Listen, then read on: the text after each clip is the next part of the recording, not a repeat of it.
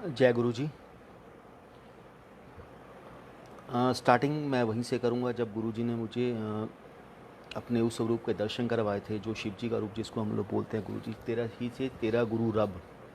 लेकिन किसी को ह्यूमन बॉडी में भगवान मानना उतना ही मुश्किल है जितना हम लोग बिलीव ही नहीं कर सकते कि ह्यूमन बॉडी में भी कभी भगवान आता है। क्यों? हमने भगवान को, हमने गॉड को सिर्फ फ़ोटो में देखा है, मंदिरों में देखा है, इसके बिना नहीं देखा। तो गुरुजी ने वही चीज़ें हम लोगों के बीच में, भगवान आके बैठ गए, खुद महाशिव आके बैठ गए, लेकिन हम लोग नहीं पहचान सके कि हमारे साथ आके महाशिव बैठे हुए हैं। तो जब मैं पहली बार मैं अमरनाथ की यात्रा पे जाता था, जो पहली बार मैं जब गुरुजी के पास गया तो लोग अपने अपने सत्संग सुना रहे थे। कोई बोल रहा था मुझे शिव जी के रूप में दर्शन दिए हैं, कोई बोला मुझे गुरु नानक देव जी के रूप में दर्शन दिए हैं, कोई बोल रहा मुझे जैसे पातशाहियों को दर्शन दिए। तो उस समय बिलीव नहीं होता था। जब मैं अमरनाथ की यात्रा पे गया तो मैं रात को जब मेरी टर्न आई 12:30 बजे, मैं, मेरा ब्रदर और एक और लड़का था, हम लोग देख रहे हैं तो वही गुरुजी की फ्रेगनेंस, जो गुरुजी की बॉडी में से फ्रेगनेंस आती थी, वही फ्रेगनेंस अमरनाथ की गुफा में थी। तो मैं उसकी तरफ देख रहा हूँ, वो मेरी तरफ देख रहा है। मैं कहा यार ये तो वही फ्रेगनेंस है जो चंडीगढ़ से गुरुजी के यहाँ से आती है। कहते नहीं, फ्रेगनेंस तो वही है। तो मैं कहा लेकिन यहाँ पे अगरबत्ती भी नहीं चल रही रात को 11 बजे। उस समय तो हम लोग ये सोचते थे कि गुरुजी बहुत ही एक अच्छी क्वालिटी का परफ्यूम यूज़ करते हैं जिसकी इतनी ज़्यादा फ्रेगनेंस आती है, दूर दूर होती है। तो जब वो फ्रेगनेंस खत्म हुई, देन मैंने हाथ जोड़ा शिवलिंग के सामने। 4.5 फुट से 5 फुट का शिवलिंग था। मैंने माथा टेका, मैं आंखें बंद करके खड़ा हूँ हाथ जोड़ के। मैं कहा भोलेनाथ को ही अरदास कर रहा हूँ, गुरु जी को अरदास कर रहा हूँ, गुरु जी आप हो क्या चीज़। कोई आपको शिव जी का अवतार बोलता है, कोई आपको गुरु नानक देव जी का अवतार बोलता है, कोई बोलता है मुझे साईं के दर्शन होते हैं, कोई कहता है मुझे आप में किसी चीज़ के दर्शन होते हैं, आप हो क्या चीज़। देन एक छोटी सी लाइट जोत ब्लिंक करती हुई शिवलिंग के बीच से बाहर निकली और उस जोत ने 4 फुट का एक औरा बना लिया। सॉरी, 2 फुट का एक औरा बना लिया। उस 2 फुट के औरे में पहले उन्होंने मुझे शिव जी के दर्शन करवाए, फिर अपने दर्शन कराए, फिर शिव जी के, फिर अपने। फिर आवाज़ आई प्रॉपर कानों में, पंजाबी जैसे गुरुजी बोलते थे कि इसे कमलिया मेरे ते शिव च कोई फ़र्क नहीं हैगा, मैं ते शिव इक्को ही रूप इक्को ही जोत हाँ। तो within 3 to 4 month he prove it कि मैं वहाँ शिव हूँ, मैं शिव हूँ। लेकिन उस चीज़ को समझने में बहुत टाइम लगा। रात को 1:30 बजे वाइफ को ड्रीम में दर्शन देते। गुरु जी के ड्रीम ड्रीम नहीं होते, रियलिटीज़ होती हैं। हम लोग बोलते हैं कि गुरुजी मेरे से आके ड्रीम में बात करके चले गए, गुरुजी ने मुझे कुछ बताया, गुरुजी ने मेरे से बातें की। Then we are so lucky कि गुरुजी हमसे बातें कर रहे हैं, हमें ड्रीम में आके ब्लेस करके जा रहे हैं। तो नंदी बैल के ऊपर बैठे हुए हैं, लुधियाना में ड्रीम मेरी वाइफ को दिखाते हैं। कभी शिव जी का बाल रूप बना रहे हैं, कभी खुद अपना रोज नंदी बैल के ऊपर बैठे हुए हैं, कभी शिव जी बैठे हुए हैं, हाथ में त्रिशूल पकड़ा हुआ है, गुरुजी के हाथ में भी त्रिशूल है। तो गुरुजी आंटी को कहते हैं, आंटी नरेंद्र ਨੂੰ मैं दर्शन ਵਿੱਚ तू भी दर्शन कर ला। तो विदिन 3 मंथ अपने आप के दर्शन करवा दिए। लेकिन जब तक आपके साथ नहीं बीतती तब तक आप भगवान को भी भगवान नहीं समझते। गुरु जी हमेशा एक चीज़ बोलते हैं, जिस तन लागे सो तन जाने। हम बातें हमको ये लगता है ये बंदा स्टोरी सुना रहा है, जो संगत स्टोरी सुना रही है, क्यों स्टोरी सुना रही है। लेकिन जब हमारे साथ वो बीतती है तब जाके पता लगता है कि गुरु जी हैं क्या। उसके पहले हम गुरु जी को समझ ही नहीं सकते। ऐसे ही लुधियाना के पास एक समराला है। वहाँ पे चैला करके एक शिवलिंग प्रोड्यूस हुआ था अपने, जिसको भू शिवलिंग हम लोग बोलते हैं। कि किसी दिल्ली के किसी बिजनेसमैन को ड्रीम में दर्शन दिए, आवाज़ आई जोत में से कि वहाँ पे जाके खुदवाई करवाओ, वहाँ पे एक शिवलिंग निकलेगा। तो वो शिवलिंग देखने के लिए बहुत दुनिया दूर दूर से गई, लुधियाना से बहुत लोग आए, तो हम लोग भी गए माथा टेकने के लिए। तो जब माथा टेकने के लिए वहाँ पे गए तो हमने माथा टेका, छोटा सा शिवलिंग था, ब्लैक एंड ग्रे कलर का। तो जैसे ही माथा टेकने के बाद हम लोग घर आए, फिर माथा टेकने के लिए गए तो वाइफ कहती हम लोग एक दिन दूध चढ़ाने के लिए यहाँ पे आएंगे। तो जब गुरुजी के साथ कनेक्ट हो जाते हैं तो गुरुजी क्या बोलते हैं, किते जान दी लोड़ नहीं, सब कुछ तेरे मेरे बीच ही है, बोलो कि दर्शन करने ने। तो कभी गुरुजी ने मना नहीं किया कि मंदिर नहीं जाना, गुरुद्वारा साहब नहीं जाना, कहीं और नहीं जाना। लेकिन ही से एक किश्ती पे, एक नाव पे पैर रखना सीखो, विश्वास करना सीखो कि गुरुजी बैठे हैं। तो कि मैं ही सब कुछ हूँ, भगवान तो सब जगह है। लेकिन आप जब तक जगह जगह भटकते रहोगे तो भगवान नहीं मिलने वाला। आपको एक नाव के ऊपर पैर रखना पड़ेगा। ही सेज कि जहाँ मर्जी जाओ, मेरे पे विश्वास करो, जिस मर्जी मंदिर मस्जिद गुरुद्वारा साहब में जाओ, वहाँ जाके मुझे देखोगे, मैं आपको दर्शन दूंगा। तो वैसे ही हम लोग वहाँ पे गए तो वाइफ कहती हम एक काम करेंगे, दूध चढ़ाने के लिए शिवलिंग के ऊपर आएंगे। तो मैंने उसको बोला यार हम लोग गुरुजी के पास जाते हैं, मंथ में एक बार, एक दिन मिल जाए, 2 दिन मिल जाए, तो क्या करना है। उसने बोला नहीं नहीं, हम लोग शिवलिंग है, बहुत पावरफुल शिवलिंग है, अपने आप निकला हुआ है। तो उसकी पावर लोगों ने बहुत बताई थी कि पावर बहुत है, तो हम लोग दूध चढ़ाने जाएंगे। जब नहीं मानी, मैंने बोला हाँ हाँ ठीक है, दूध चढ़ाने चलेंगे मंडे को, कोई बात नहीं, घंटे 2 घंटे लगेंगे। तो करने के बाद हम लोग 1 या 2 दिन निकले। मंडे से पहले ही, इनफैक्ट सैटरडे या संडे को वाइफ को ड्रीम दिखाते हैं कि हम लोग एम्पायर स्टेट में एंटर करते हैं, गुरुजी आसन के ऊपर विराजमान हैं, और वाइफ ने जाके एक छोटी सी गुरुजी के हाथ में दी, एक छोटी सी पर्ची गुरुजी को दी। गुरुजी ने वो पर्ची पढ़ी और उसके ऊपर एक ही लाइन लिखी हुई थी, गुरुजी आप बोलते क्यों नहीं।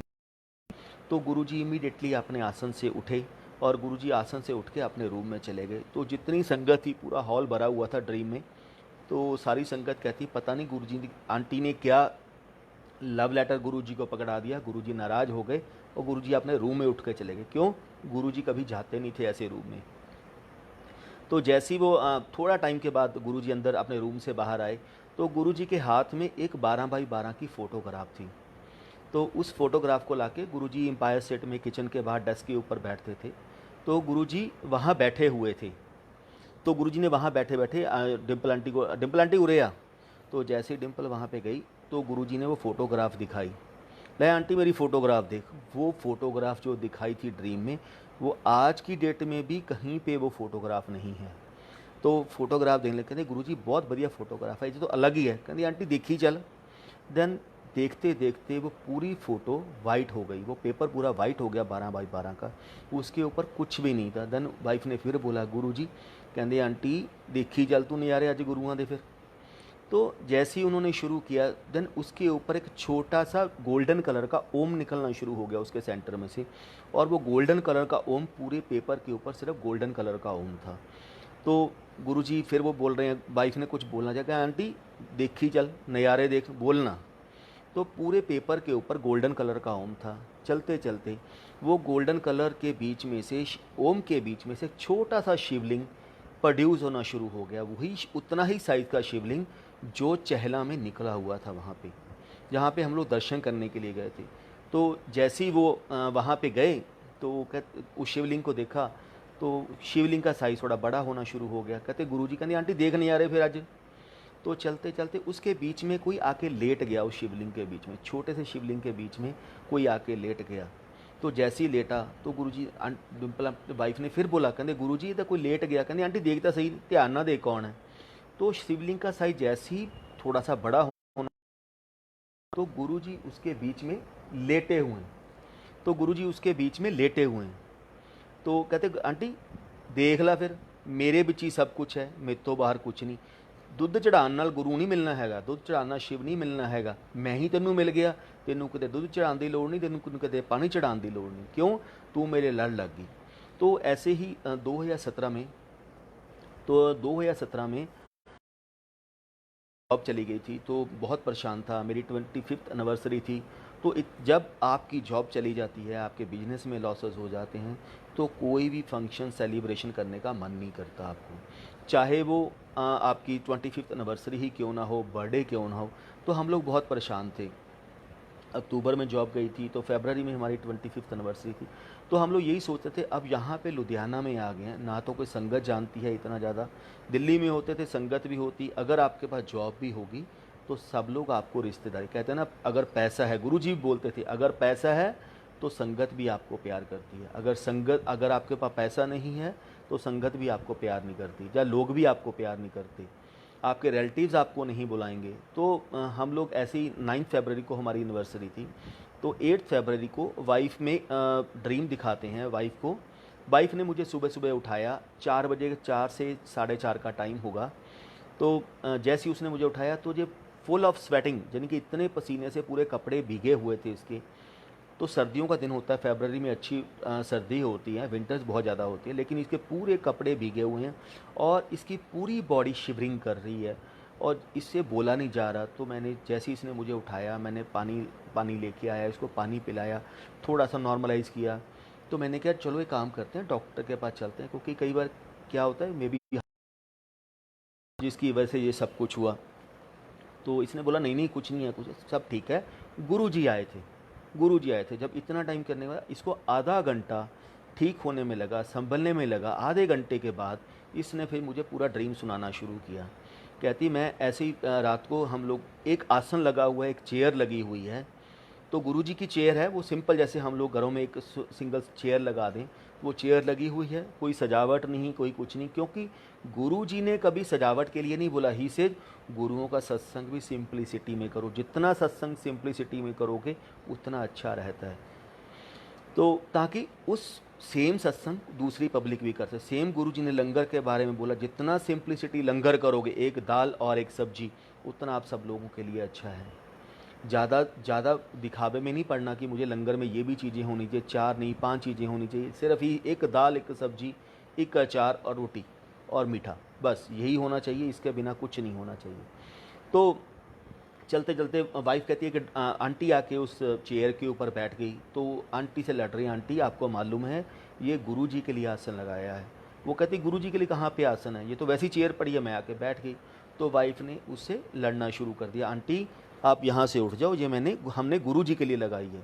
तो वो लड़के एक तरफ हुई, तो इमीडिएटली वो अभी आंटी वाइफ से लड़ाई कर रही है, इमीडिएटली एक और बच्चा आके वहाँ पे बैठ गया उस चेयर के ऊपर। उस बच्चे को समझाया, जैसे ही वो बच्चा साइड पे हुआ तो फिर एक और अंकल आके बैठ गए।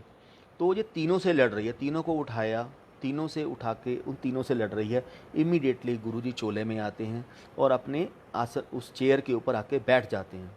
तो गुरुजी कहते हैं आंटी कीदे किदन लड़ेंगी तू, लोगों ने राम खिलौना जानना। कहती आंटी लोगों ने मैनू खिलौना समझ के रखा हुआ है, लोग मेरे हिसाब से कोई कुछ नहीं चलता, अपने हिसाब से मुझे चलाने की कोशिश करते हैं। तो आंटी एवं ना लड़ दुनिया नाल, दुनिया का काम है लड़ना, दुनिया का काम है पुट्ठे सीधे काम करने, तू करी जान दे, तू कल ही लड़दी है, चल तू बैठ थे। तो गुरुजी बैठ गए, मैं बैठ गया उनके चरणों में, बाई बैठी है, संग हुई है। तो एक आंटी आते हैं, एज्ड आंटी हैं, उनकी एज होगी अराउंड 60-65 के। वो गुरुजी के लिए कॉफ़ी मग लेके आते हैं। कॉफ़ी मग के बीच में क्या है, एक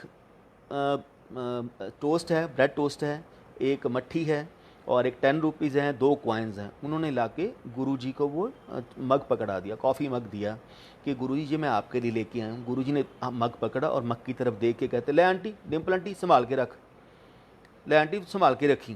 तो वाइफ ने वो मग पकड़ा, जैसे ही पकड़ा तो गुरुजी उठे और गुरुजी उठ के अपने आसन से चले गए। तो एक अंकल वहाँ बैठे थे, उन्होंने बोला कि गुरुजी सॉरी आंटी, इसमें से 1 रुपया मुझे दे दो, आपको तो गुरुजी ने बहुत बख्शिशें दी हुई हैं, बहुत सामान दिया हुआ है, तो प्लीज़ एक कॉइन इसमें से दे दो। तो वाइफ कहती गुरुजी ने मुझे चाहे लाखों चीज़ें दी हों, लेकिन आज ये चीज़ गुरुजी ने अपने हाथ से मुझे दी है, ये तो मैं तुम शेयर ही नहीं कर सकती मैं तुमसे। तो उन्होंने मेरी वाइफ को बहुत बुरा भला बनना शुरू कर दिया वहीं बैठे बैठे। तो कहते आंटी आप में ईगो आ गई, आप में सब कुछ आ गया। तो वाइफ कहती जो मर्जी बोल लो, पर मैं इसमें से आपको कुछ नहीं दूंगी। तो चलते चलते वो फिर गुरुजी आके बैठ गए। कहते डिम्पल आंटी ये सामान तेरे लिए है, किसी ने शेयर ना करी। तो मतलब गुरुजी भी उस चीज़ पे मोहर लगा देते थे कि आपको कुछ भी करने की ज़रूरत नहीं है, जो मैंने तुम्हें दे दिया। तो करते करते हम लोग अभी गुरुजी के पाँव प्रेस कर, वाइफ गुरुजी के पाँव प्रेस कर रही है, मैं दूर बैठा हूँ, वो भी बाकी संगत भी बैठी है। देन गुरुजी उठते हैं और गुरुजी उठ के गुरुजी मेरे पास आते हैं और मुझे अपनी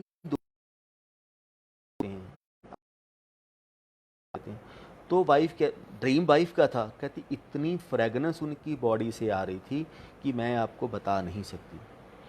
चलते जब थोड़ा टाइम निकला, गुरुजी ने कुछ नहीं किया, गुरुजी ने अपनी धोती खोली और खोल के उसको दूर फेंक दिया और लिंग के ऊपर अपने ऊपर शिवलिंग के दर्शन कराए। ग्रे कलर का शिवलिंग है, बिल्कुल छोटा सा शिवलिंग है, जितना हमने चहला में देखा था, समराला में देखा था, छोटा शिवलिंग है।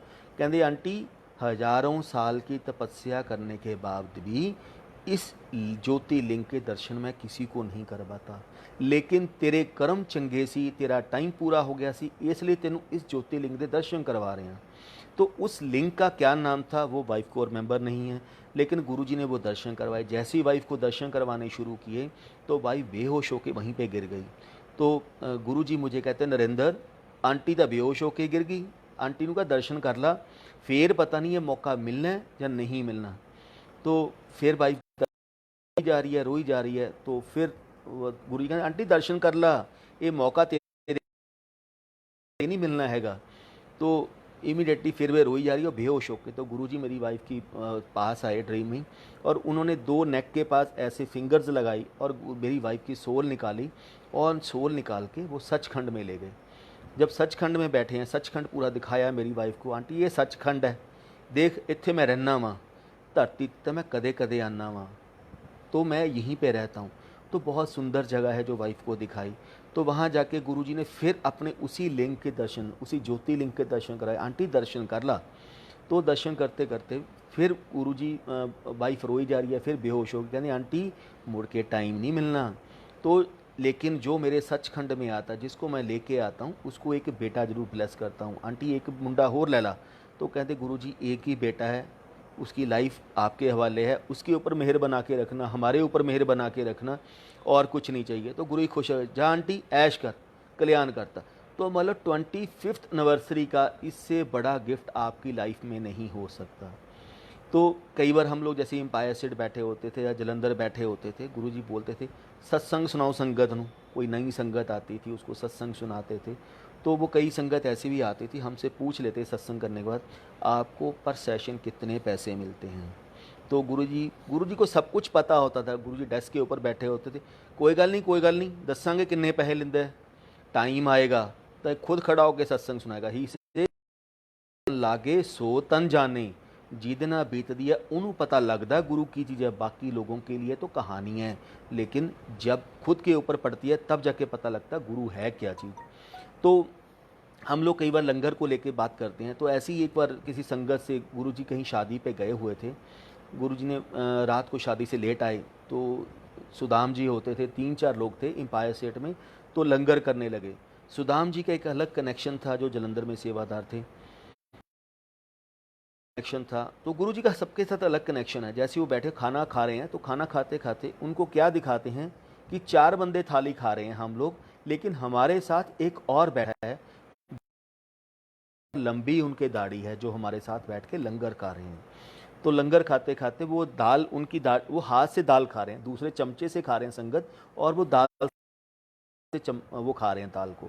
करते करते वो अपनी दाढ़ी को साफ़ करते हैं। दाढ़ी को साफ़ करते करते तो देख रहे हैं, फिर दाढ़ी पे लगती है, फिर वो उनके देखते देखते गायब हो जाते हैं। तो रात को जैसे ही गुरुजी एम्पायर स्टेट पहुँचे, तो सुदाम को कहते, सुदाम देखे आज कौन सी लंगर करके गया।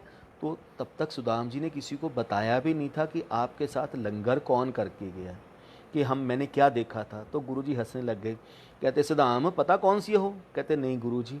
कहते तेरे नाल गुरु नानक लंगर करके गया, थोड़े नाल, थोड़े चारां दे नाल अज गुरु नानक लंगर करके। कहते मेरे लंगर की महत्ता समझे ना समझो, चाह प्रसाद और लंगर प्रसाद के बीच में ही आपको सारी ब्लेसिंग भर के रखी हुई है मैंने। लेकिन गुरु से कनेक्शन भी उतना ही ज़रूरी है। अगर हम ये सोचते हैं कि सिर्फ लंगर प्रसाद खाओ, चाय प्रसाद पियो तो गुरु मिल जाएगा, गुरु हमें ब्लेसिंग्स देता है उन चीज़ों की, हमें कनेक्ट करने का रास्ता दिखाता है कि आप मेरे से कनेक्ट हो जाओ। तो ऐसे फरवरी की बात हो गई, मैं अहमदाबाद में मेरी पोस्टिंग थी। तो गुरुजी ने मुझे कहते नरेंद्र, सैटरडे का दिन था या संडे का, नरेंद्र जलंधर होके आ, तू तो आंटी दोनों जलंधर जाओ। गुरुजी ने कोई काम नहीं बताया, कुछ नहीं किया। तो मैं और मेरी वाइफ दोनों जलंधर गए। जैसे ही जलंधर हम लोग गए तो गुरुजी का फिर फ़ोन है, हाँ जलंधर पहुंच गया। मैं कहा हाँ जी गुरुजी। एक काम कर, हाथ धो के मेरे कमरे से जाओ। तो जैसे ही गुरुजी के रूम में गए हम लोग, तो गुरुजी कहते जैसे ही गुरुजी कहते मेरी अलमारियाँ देख की सामान पे है। तो तब गुरुजी ने बोला एक काम कर, कुछ लिमिटेड संगत के फ़ोन नंबर मुझे बोला कि इसी संगत को बुलाना शुरू कर ले। मैंने उन संगत को बुलाया, बल्कि इनफैक्ट और भी पुरानी संगत रहती थी। मैंने बोला गुरुजी उनको ही बुला लेता हूँ। ना उनको नहीं बुलाना, बस इसी संगत को बुलाना है। उनकी फैमिलियों के साथ बुलाओ उनको, हस्बैंड वाइफ दोनों आएँ अगर आ सकते हैं, बच्चे अगर आ सकते हैं तो बच्चे भी आ जाए। तो मेरे ख्याल से हम लोग 20 से 25 लोग थे उस समय जो इकट्ठे हुए थे। तो हमने जैसे ही गुरुजी की अलमीरा खोली, तो 2007 की बात है, फरवरी 2007 की। 2002 में जब गुरुजी अप्रैल में वापस आए थे, तो गुरुजी आते हुए एक चोला उतार के रख के आए थे वाइट कलर का। जैसे ही मैंने अलमीरा खोली तो वाइफ कहती, ये चोला ना बहुत अच्छा है, मुझे दे दो। तो तब तक गुरुजी ने बता दिया था कि सबको बुला के संगत में सारा सामान बांट दे आज। तो वाइफ कहती, ये चोला बहुत अच्छा है, ये मुझे दे दो। मैं कहा, गुरुजी ने बांटने के लिए बुलाया है, लेने के लिए नहीं बुलाया। गुरु आपको क्या सेवा देता है, उस सेवा के ऊपर स्टिक रहना सीखो। तो इमीडिएटली गुरुजी का फ़ोन आता है, कहता है, नरेंद्र, मैं एक जब जलंधर से वापस आया था, मैंने ऑफ वाइट कलर का एक चोला उतारा था, वो मैंने रखा हुआ, डिम्पल आंटी को दे दे। तो गुरुजी सिटिंग इन दिल्ली, लेकिन हम लोग जलंधर मंदिर में, बट ही नोज़ एवरीथिंग कि तुम्हारे दिमाग में क्या चल रहा है। वो चोला आंटी को दिया तो गुरुजी कहते, एक काम कर, सारा सामान बाहर काट ला, जितने मेरे चोले पड़े हैं, जितनी मेरी ट्राउज़र पड़ी हैं। इनफैक्ट कुछ ऐसे भी गुरुजी का सामान था, कुछ शर्ट थी, parrot colour, red colour, green colour, of white colour, जो गुरुजी ने मुझे देने के लिए मना किया, कभी भी टच ना करना। अगर हाथ धो के भी टच करेगा तो गलती हो जाएगी। क्यों? ये इतनी पवित्र हैं ये शर्ट्स। तो मैंने उनको कभी छूता नहीं था, का बहुत बार मौका मिला था, लेकिन उनको कभी छुआ नहीं था। तो उस दिन गुरुजी ने वो शर्टें भी बाहर निकलवा दी, किसी को बांटने के लिए बोल दा, ये अंकल आएंगे, ये उनको दे दे। तो मैंने अंकल आए, उनको वो शर्ट्स दे दी। तो जैसे ही हम लोग सब सामान निकाला, तो सबको, किसी के 2 बच्चे हैं, उनको 2 चोले देने के लिए गुरुजी ने बोला, 3 बच्चे हैं, उनको 3 चोले देने के लिए बोला, जिसके 1 बच्चा है उसको 1 चोला देने के लिए बोला। इक्वली डिस्ट्रीब्यूशन करने के लिए गुरुजी ने बोलता है, दे दिया। ही से, नरेंद्र, जितना मेरे ब्लैंकेट्स हैं, जो मेरी चादर हैं, रह जाणगे, द एंटिक पीस है, प्रसाद है तेरा, इन्हों गड्डी च रख ला। तो मैंने सारा, इतनी संगत बैठी हुई थी, मैंने सबको इक्वली डिस्ट्रीब्यूट किया। तो मैंने ये था कि गुरु जी के जलंधर रूम में एंट्री बहुत कम मिलती थी, कि आप लोग यहीं बैठो, आप भी बैठ के चाय प्रसाद पी लो। तो गुरु जी का फ़ोन आया, कहते, नरेंद्र की करदा? मैं कहा, गुरु जी आपके रूम में बैठ के सबको चाय प्रसाद पिला रहा हूँ। क्यों? ये मौका बार बार नहीं मिलता। तो गुरु जी बहुत खुश है, चल बढ़िया, डबल ब्लैसिंग मिल गई फिर तो सबनों अज। तो अभी हम लोग चाय प्रसाद पी रहे हैं, चाय प्रसाद पी के बातें कर रहे हैं, सब संगत पूरी खुश है, सबको प्रसाद मिल गया। तो थोड़े टाइम के बाद गुरुजी का फिर फ़ोन आया, ही से, नरेंद्र सामान बांटता? मैं कहा, हाँ जी गुरुजी, मैंने सारा सामान बांट दिया। नहीं, बेड दे विच समान पे है। मैं कहा, गुरुजी 25 लोग मेरे साथ बैठे हैं, आज आपके पूरे कमरे को संगत ने लूट लिया। मैंने ऐसे गुरुजी को बोला। तो गुरुजी कहते, नहीं नहीं, बेड खोल, बेड दे विच दोबारा बेड खोल, बेड दे विच समान पिया हुआ है, तू वंडे ही नहीं। 25 लोग या 30 लोग मेरे साथ बैठे हैं, उनके सामने मैंने सारा सामान बांटा है। सिर्फ एक ब्रीफ केस था और एक गिफ्ट बॉक्स था, वो मैंने नहीं खोला था, बाकी सब कुछ हमने बांट दिया था।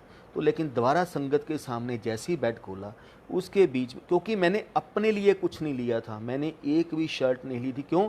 गुरुजी ने मुझे बांटने के लिए बोला था।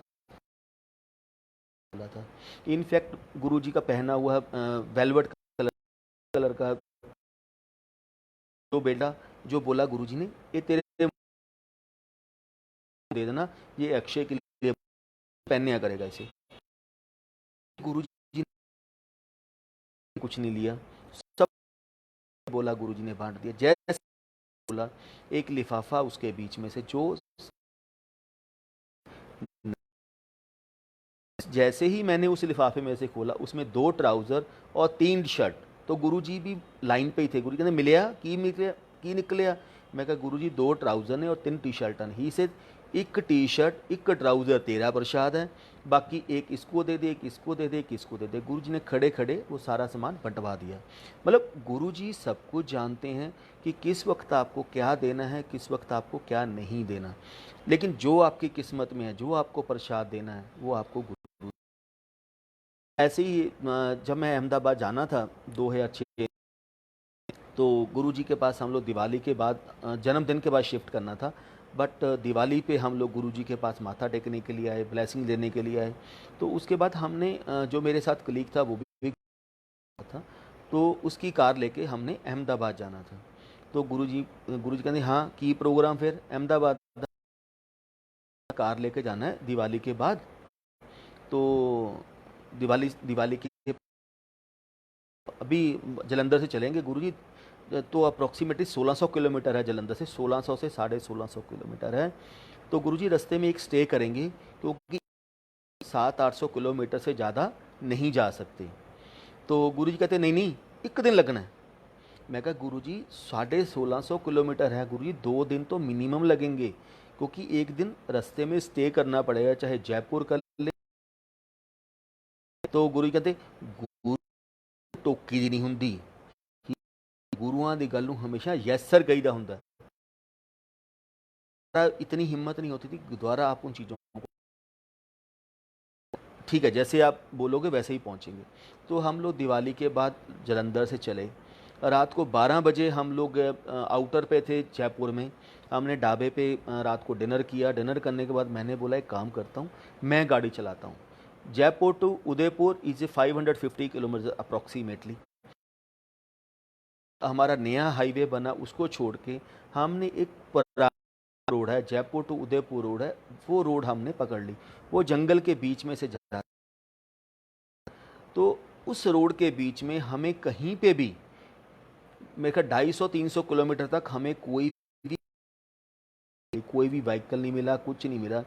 250-300 निकलने के बाद एक छोटी सी जगह ढाबा था, वहाँ 2-3 बसें रुकी हुई थी। हमने बोला एक काम करते हैं, चाय पीते हैं। जैसे ही चाय पीने लगे तो ढाबे वाला कहता जी आप इस रोड से कहाँ से आ गए? हमने ऐसे ऐसे हो गए। कहते इस रोड पे रात को कोई नहीं आता, तो आप गलत आ गए हो, आप आराम से इन बसों के साथ साथ निकल जाओ। लेकिन तब तक थोड़ा सा रोशनी होनी शुरू हो गई थी। लेकिन जब मैं जयपुर से निकलने लगा था तो मैंने साथ ही एक चीज़ बोल दी थी, तब मानूंगा जब मैं उदयपुर एंटर करूं तो सामने से सनराइज हो रहा हो। अब आप देखो आप कैसे करोगे। रात को 12:30 6:30 सूरज सनराइज होता है। जैसे ही हम लोग वहाँ से पहुँचे तो क्या देखते हैं, सामने 2 पहाड़ियाँ बनी हों, उसके बीच में से रास्ता एंटर करते हैं। तो उसके बीच में से क्या देखते हैं, तो सामने से सनराइज होती है।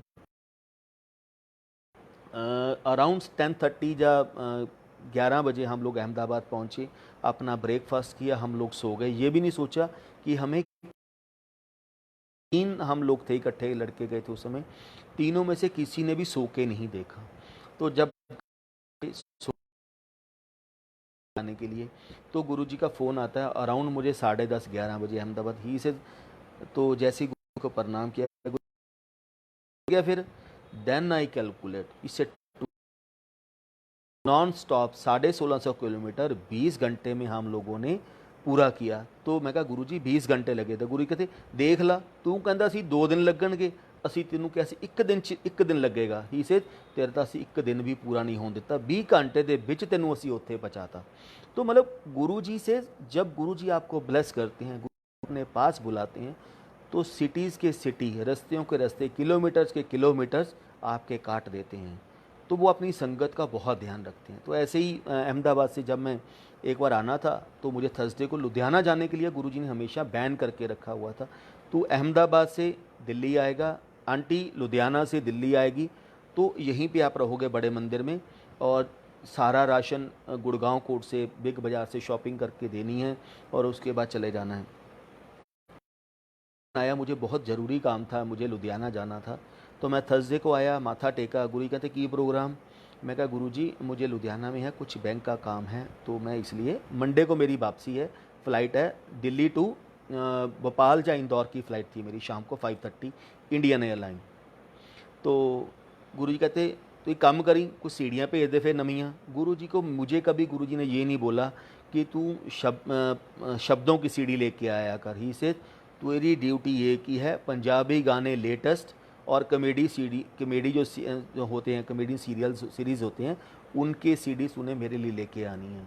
तो चलने के बाद हम लोग, मैं वहाँ पे गया तो मैंने कहा गुरुजी मंडे को अगर आप इजाज़त दो तो मैं जाते जाते मैं खुद वहाँ पे आपको सीडीज़ दे के चला जाऊँगा। ही से मंडे ट्यूसडे वेडनेसडे सारी संगत के लिए बंद है। तू कौन सा वीवीआईपी है, तू भी मेरे लिए संगत ही है, तू मेरे लिए वीवीआईपी ना समझ अपने आप को। तो मंडे को किसी को अलाउड नहीं है, तो किसी को भी अलाउड नहीं है आना। तो एक काम कर, कोरियर कर दे, तुम तो मैंने संडे को जाके, सैटरडे को परचेज़ की, संडे को मैंने सारी कोरियर कर दी। कोरियर करके अराउंड 12:30 कोरियर करके आया हूँ। तो 1:30 बजे मैं लुधियाना में ही था, तो इमीडिएटली गुरुजी का फ़ोन आता है, कहते कोरियर कर आया नरेंद्र? मैं कहा हाँ जी गुरुजी। तू ही कल लेके आ जा यार, नाले गुरुआं दे दर्शन कर ला, गुरुआं दी ब्लैसिंग ले जा, नाले मंडे का दिन है, शिव दी ब्लैसिंग लेके जा, लंगर करके जा साडे नाल। आई एम सो हैप्पी कि गुरु आपको बुला रहा है, इससे बड़ी तो आपके लिए और नेहमत ही कोई नहीं है। तो मैं कोरियर वाले के पास गया, कोरियर के नहीं लेके गया था अभी तब तक, लेके जैसे ही वापस आया तो मंडे को, उस समय कोई ओला उबर का नहीं इतना था, तो मैं ISBT से मैंने अपनी ऑटो किया और एम्पायर सेट आया और उसको बोला कि थोड़ा टाइम वेट करना, जो चार्जेस होंगे एक्स्ट्रा मैं तुझे पे कर दूंगा। जैसे ही मैं किचन के थ्रू अंदर जाने लगा तो रेखा आंटी होते थे, वो वहाँ पे खड़े थे। तो मैंने किचन से जाने लगा, रेखा आंटी कहती नरेंद्र अंकल किधर? मैं कहा आंटी गुरुजी ने बुलाया, गुरुजी को सीढ़ियाँ देनी है। तो आंटी कहते नरेंद्र अंकल गुरुजी तो है नहीं। मैं कहा आंटी गुरुजी ने मुझे बुलाया है, अगर बुलाया है तो वो अंदर मेरी वेट करते होंगे और मुझे सीढ़ियाँ दे के लंगर प्रसाद उन्होंने बोला था करके जाना, मुझे माथा टेक के जाना है। तो ही से आंटी नरेंद्र अंकल गुरुजी तो है नहीं, गुरुजी तो कहीं बाहर गए हुए हैं। मैं क्या आंटी मैं भी गुरुजी की सेवा में रहा हुआ हूँ जलंधर, अगर सामने गुरुजी आपको दिखाई भी दे रहे हैं आसन के ऊपर बैठ के, शीशे में से आपको दिखाई दे रहे हैं और गुरुजी बोल देंगे ना कि नहीं है, संगत को बोल दे बाहर कि मैं नहीं हूँ, तो किसी की हिम्मत नहीं होती थी किसी भी सेवादार की आपको अंदर एंट्रेंस दे दे। मैं कहा आंटी मुझे मालूम है गुरुजी अंदर ही बैठे हैं, तो प्लीज़ जाके गुरुजी को बोल दो। कहती नरेंद्र अंकल आपके आने से 5 मिनट पहले गुरुजी ने मुझे अंदर बुलाया था और गुरुजी कहते नरेंद्र आ रहे हैं, नरेंद्र ਨੂੰ अंदर नहीं आन देना हैगा, नरेंद्र ਨੂੰ ਚਾਹ ਪ੍ਰਸ਼ਾਦ ਪਿਲਾ ਕੇ ਮਿੱਠਾ ਪ੍ਰਸ਼ਾਦ ਨਾਲ ਖਿਲਾਣਾ और एक डब्बा मठियाई का प्रसाद के तौर पर दे दियो, वो अहमदाबाद लेके जाऊगा अपने तो अपने स्टाफ के लिए। मैं कहा नहीं आंटी गुरुजी ने बोला था लंगर करके जाना है, मुझे ये था आंटी मुझे थोड़ा सा भी अंदर जाने के लिए बोलें तो मैं अंदर जाऊं और मैं गुरुजी के माथा टेक लूँगा, क्योंकि एक उम्मीद लेके आप आते हो कि मुझे गुरुजी के दर्शन हो जाएं। लेकिन उन्होंने आंटी ने अंदर नहीं जाने दिया। मैं बहुत अफसोस किया मैंने कि आज आया था इतनी दूर से, अगर गुरुजी के दर्शन हो जाते तो बहुत अच्छा हो जाता। लेकिन गुरुजी क्या लीला रचते हैं हमें नहीं मालूम, हमें कैसे ब्लेस करते हैं हमें नहीं मालूम। तो मैं जैसे ही वहाँ से गया एयरपोर्ट पे पहुँचा, एयरपोर्ट पे पहुँच के 5:30 पे अराउंड फ़्लाइट को टेक ऑफ होना था। टेक ऑफ होने लगी तो उसके उन्होंने टाइम लगाना शुरू कर दिया, पानी आ गया, चाय आ गई, करते करते लेट होते होते 6:30 हो गए, 7 o'clock हो गए। देन पैसेंजर ने शोर मचाना शुरू कर दिया। क्यों? हर एक का किसी की कनेक्टिंग फ़्लाइट थी, किसी को किसी फंक्शन पे जाना था, किसी को कहीं जाना था, तो सब लोग उसी चीज़ के ऊपर थे। तब उन्होंने फिर बोलना शुरू किया कि इस फ़्लाइट के इंजन में कुछ प्रॉब्लम आ गई है और हम इसको क्योर करने लगे हुए हैं, इसको रिपेयर करने लगे हैं, तो आप थोड़ा टाइम वेट कीजिए, तो जैसी होती है जो ठीक हो जाएगी, नहीं तो हम नई फ़्लाइट जैसी आएगी आपको अरेंज करके देंगे। उन्होंने फाइनली 8 PM उन्होंने बोला कि इसका इंजन अभी रिपेयर नहीं हो रहा है और हमारे पास अभी कोई भी स्पेयर फ़्लाइट नहीं है जिसको हम भेज सकें, आप लोग वेट करो। अगर रात के 10 भी बज सकते हैं, 11 भी बज सकते हैं, कल मॉर्निंग भी हो सकती है, जब नई फ़्लाइट आएगी तब आपको भेजेंगे। टिल द टाइम आप लोग डिनर करो और लॉन्च में जाके और वेट करो। तो हमने अपने बोर्डिंग पास कैंसिल करवाए, लॉन्च में गए, अपना डिनर वगैरह किया। तो हम लोग मेरे ख्याल से 9 o'clock के आसपास मैं नीचे आया। लॉन्च में नेटवर्क नहीं आता था, तो जैसे ही मैं वहाँ से आया तो नीचे टक टक करके इमीडिएटली मैसेज का ड्रॉप का आया और देखा कि 4 या 5 मिस कॉल आई हुई हैं गुरुजी की। गुरुजी का मैसेज था, लेकिन गुरुजी ने बोला था तुम मुझे फ़ोन नहीं करोगे, मैं ही तुझे फ़ोन करूँगा। गलती से भी गुरुओं को कॉल बैक नहीं करना। क्यों? गुरु तुम्हें ब्लेसिंग देने के लिए फ़ोन करता है, तुमने गुरु को फ़ोन नहीं करना।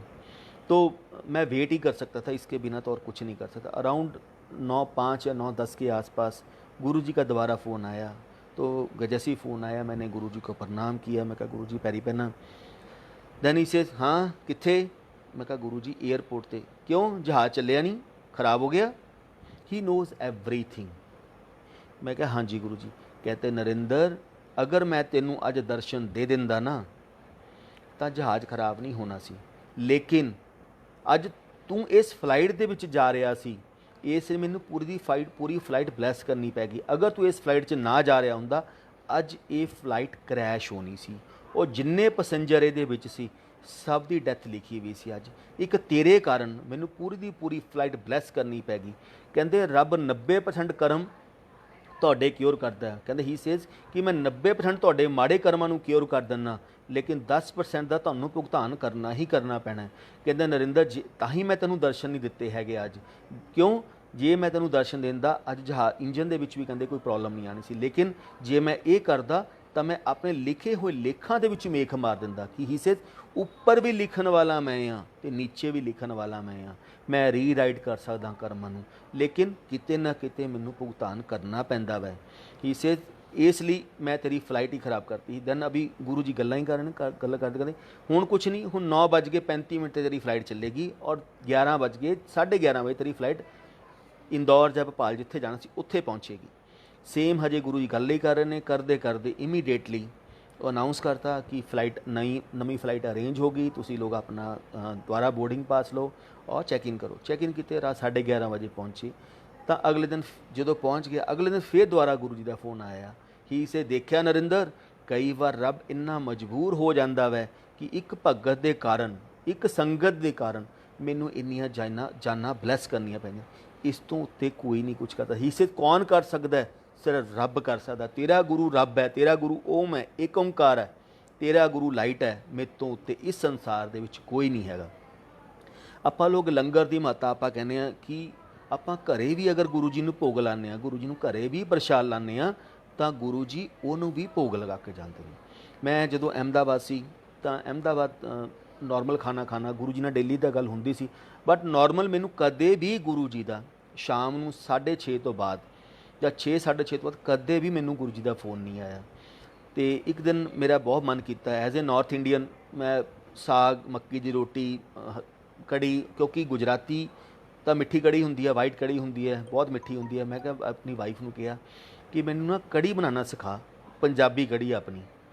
ਤਾਂ ਵਾਈਫ ਨੇ ਮੈਨੂੰ ਸਿਖਾਇਆ। ਮੇਰੇ ਖਿਆਲ 'ਚ ਮੇਰੇ ਸਾਡੇ ਕੁੱਕ ਰੱਖਿਆ ਹੁੰਦਾ ਸੀ। ਕੁੱਕ ਕਹਿੰਦਾ ਸਰ ਮੈਂ ਬਣਾ ਦਿੰਦਾ ਵਾਂ। ਮੈਂ ਕਿਹਾ ਨਹੀਂ ਯਾਰ, ਕਹਿੰਦਾ ਮੈਨੂੰ 10 ਮਿੰਟ ਲੱਗਣਗੇ ਕੜੀ ਬਣਾਉਣ ਨੂੰ। ਮੈਂ ਕਿਹਾ ਮੈਨੂੰ ਉਹ ਵਾਲੀ ਕੜੀ ਨਹੀਂ ਖਾਣੀ, ਮੈਨੂੰ ਪੰਜਾਬੀ ਕੜੀ ਖਾਣੀ ਆ ਜਿਹਨੂੰ 2.5 ਤੋਂ 3 ਘੰਟੇ ਲੱਗਦੇ ਨੇ। ਅਤੇ ਮੈਂ ਆਪਣੀ ਵਾਈਫ ਤੋਂ ਪੁੱਛ ਕੇ ਕੜੀ ਬਣਾਉਣੀ ਸ਼ੁਰੂ ਕੀਤੀ। ਚਲਦੇ ਚਲਦੇ ਰਾਤ ਨੂੰ 10 ਵਜੇ ਸਾਡੀ ਜਾ ਕੇ ਕੜੀ ਫਾਈਨਲੀ ਬਣੀ। ਅਤੇ ਮੇਰੇ ਕੁੱਕ ਨੇ ਸਾਡੇ ਆਪਣੇ ਰਾਈਸ ਵਗੈਰਾ ਬਣਾ ਕੇ ਰੱਖਤੇ। ਕਰਨ ਤੋਂ ਬਾਅਦ ਜਿਵੇਂ ਹੀ ਰਾਤ ਨੂੰ ਹਜੇ ਅਸੀਂ ਕੜੀ ਪ੍ਰਸ਼ਾਦ ਥਾਲੀ ਦੇ ਵਿੱਚ ਗੁਰੂ ਜੀ ਦਾ ਪ੍ਰਸ਼ਾਦ ਪਾਉਣ ਲੱਗੇ, ਚਾਵਲ ਪਾਏ। ਨੋਰਮਲੀ ਗੁਰੂ ਜੀ ਚਾਵਲ ਸੰਗਤ ਦੇ ਵਿੱਚ ਗੁਰੂ ਜੀ ਨੇ ਕਦੇ ਨਹੀਂ ਖਿਲਾਏ ਹੈਗੇ, ਲੇਕਿਨ ਠੀਕ ਹੈ ਹੁਣ ਬਣਾਏ ਸੀ ਅਸੀਂ। ਬਣਾਏ ਚਾਵਲ ਰੱਖੇ ਔਰ ਨਾਲ ਕੜੀ ਕਟੋਰੀ ਦੇ ਵਿੱਚ ਪਾ ਕੇ ਹਜੇ ਪੈਕ ਹੀ ਭੋਗ ਲਾਉਣ ਲਈ ਤਿਆਰ ਹੀ ਕਰ ਰਹੇ ਹਾਂ। ਤਾਂ ਰਾਤ ਨੂੰ 10 ਵਜੇ, 10:15 ਵਜੇ ਰਾਤ ਨੂੰ ਗੁਰੂ ਜੀ ਦਾ ਫੋਨ ਆਇਆ। ਨਰਿੰਦਰ ਕਿੱਥੇ? ਮੈਂ ਕਿਹਾ ਗੁਰੂ ਜੀ ਘਰੇ ਹੀ ਸੀ। ਕੀ ਕਰ ਰਹੇ ਹਾਂ? ਲੰਗਰ ਹੋ ਗਿਆ? ਹੀ ਸੇ ਇਸ ਨੂੰ ਪੁੱਛਿਆ ਕਿ ਡਿਨਰ ਹੋ ਗਿਆ? ਹੀ ਸੇ ਲੰਗਰ ਹੋ ਗਿਆ? ਮੈਂ ਕਿਹਾ ਨਹੀਂ ਗੁਰੂ ਜੀ, ਬਸ ਭੋਗ ਲਾਉਣ ਲੱਗੇ ਸੀ ਗੁਰੂ ਜੀ, ਬਸ ਹੁਣ ਤਾਂ ਹੈ ਉਹ ਤੋਂ ਬਾਅਦ ਖਾਣਾ। ਹੀ ਸੇ ਜਾ ਤੇਰੇ ਕੜੀ ਚਾਵਲ ਬਲੈਸ ਕੀਤੇ ਫਿਰ ਆਪਾਂ, ਜਾਂ ਭੋਗ ਲਾਤਾ ਤੇਰੇ ਕੜੀ ਚਾਵਲਾਂ ਨੂੰ ਆਪਾਂ ਨੇ। ਹੀ ਉਹ ਦਿੱਲੀ ਬੈਠੇ ਨੇ। ਹੀ ਸੇ ਉਹ ਭਾਵ ਦੇਖਦੇ ਨੇ, ਤੁਹਾਡੀ ਭਾਵਨਾ ਦੇਖਦੇ ਨੇ, ਤੁਹਾਡੇ ਭਾਵਨਾ ਵਿੱਚ ਕੀ ਹੈ। ਗੁਰੂ ਜੀ ਨੇ ਉੱਥੇ ਬੈਠੇ ਬੈਠੇ ਮੈਨੂੰ ਇਹ ਵੀ ਦੱਸਤਾ ਕਿ ਜਦੋਂ ਜਿਹੜੇ ਕੜੀ ਚਾਵਲ ਬਣਾ ਰਹੇ ਹਾਂ ਉਹਨੂੰ ਮੈਂ ਬਲੈਸ ਕਰਕੇ ਜਾ ਰਿਹਾ।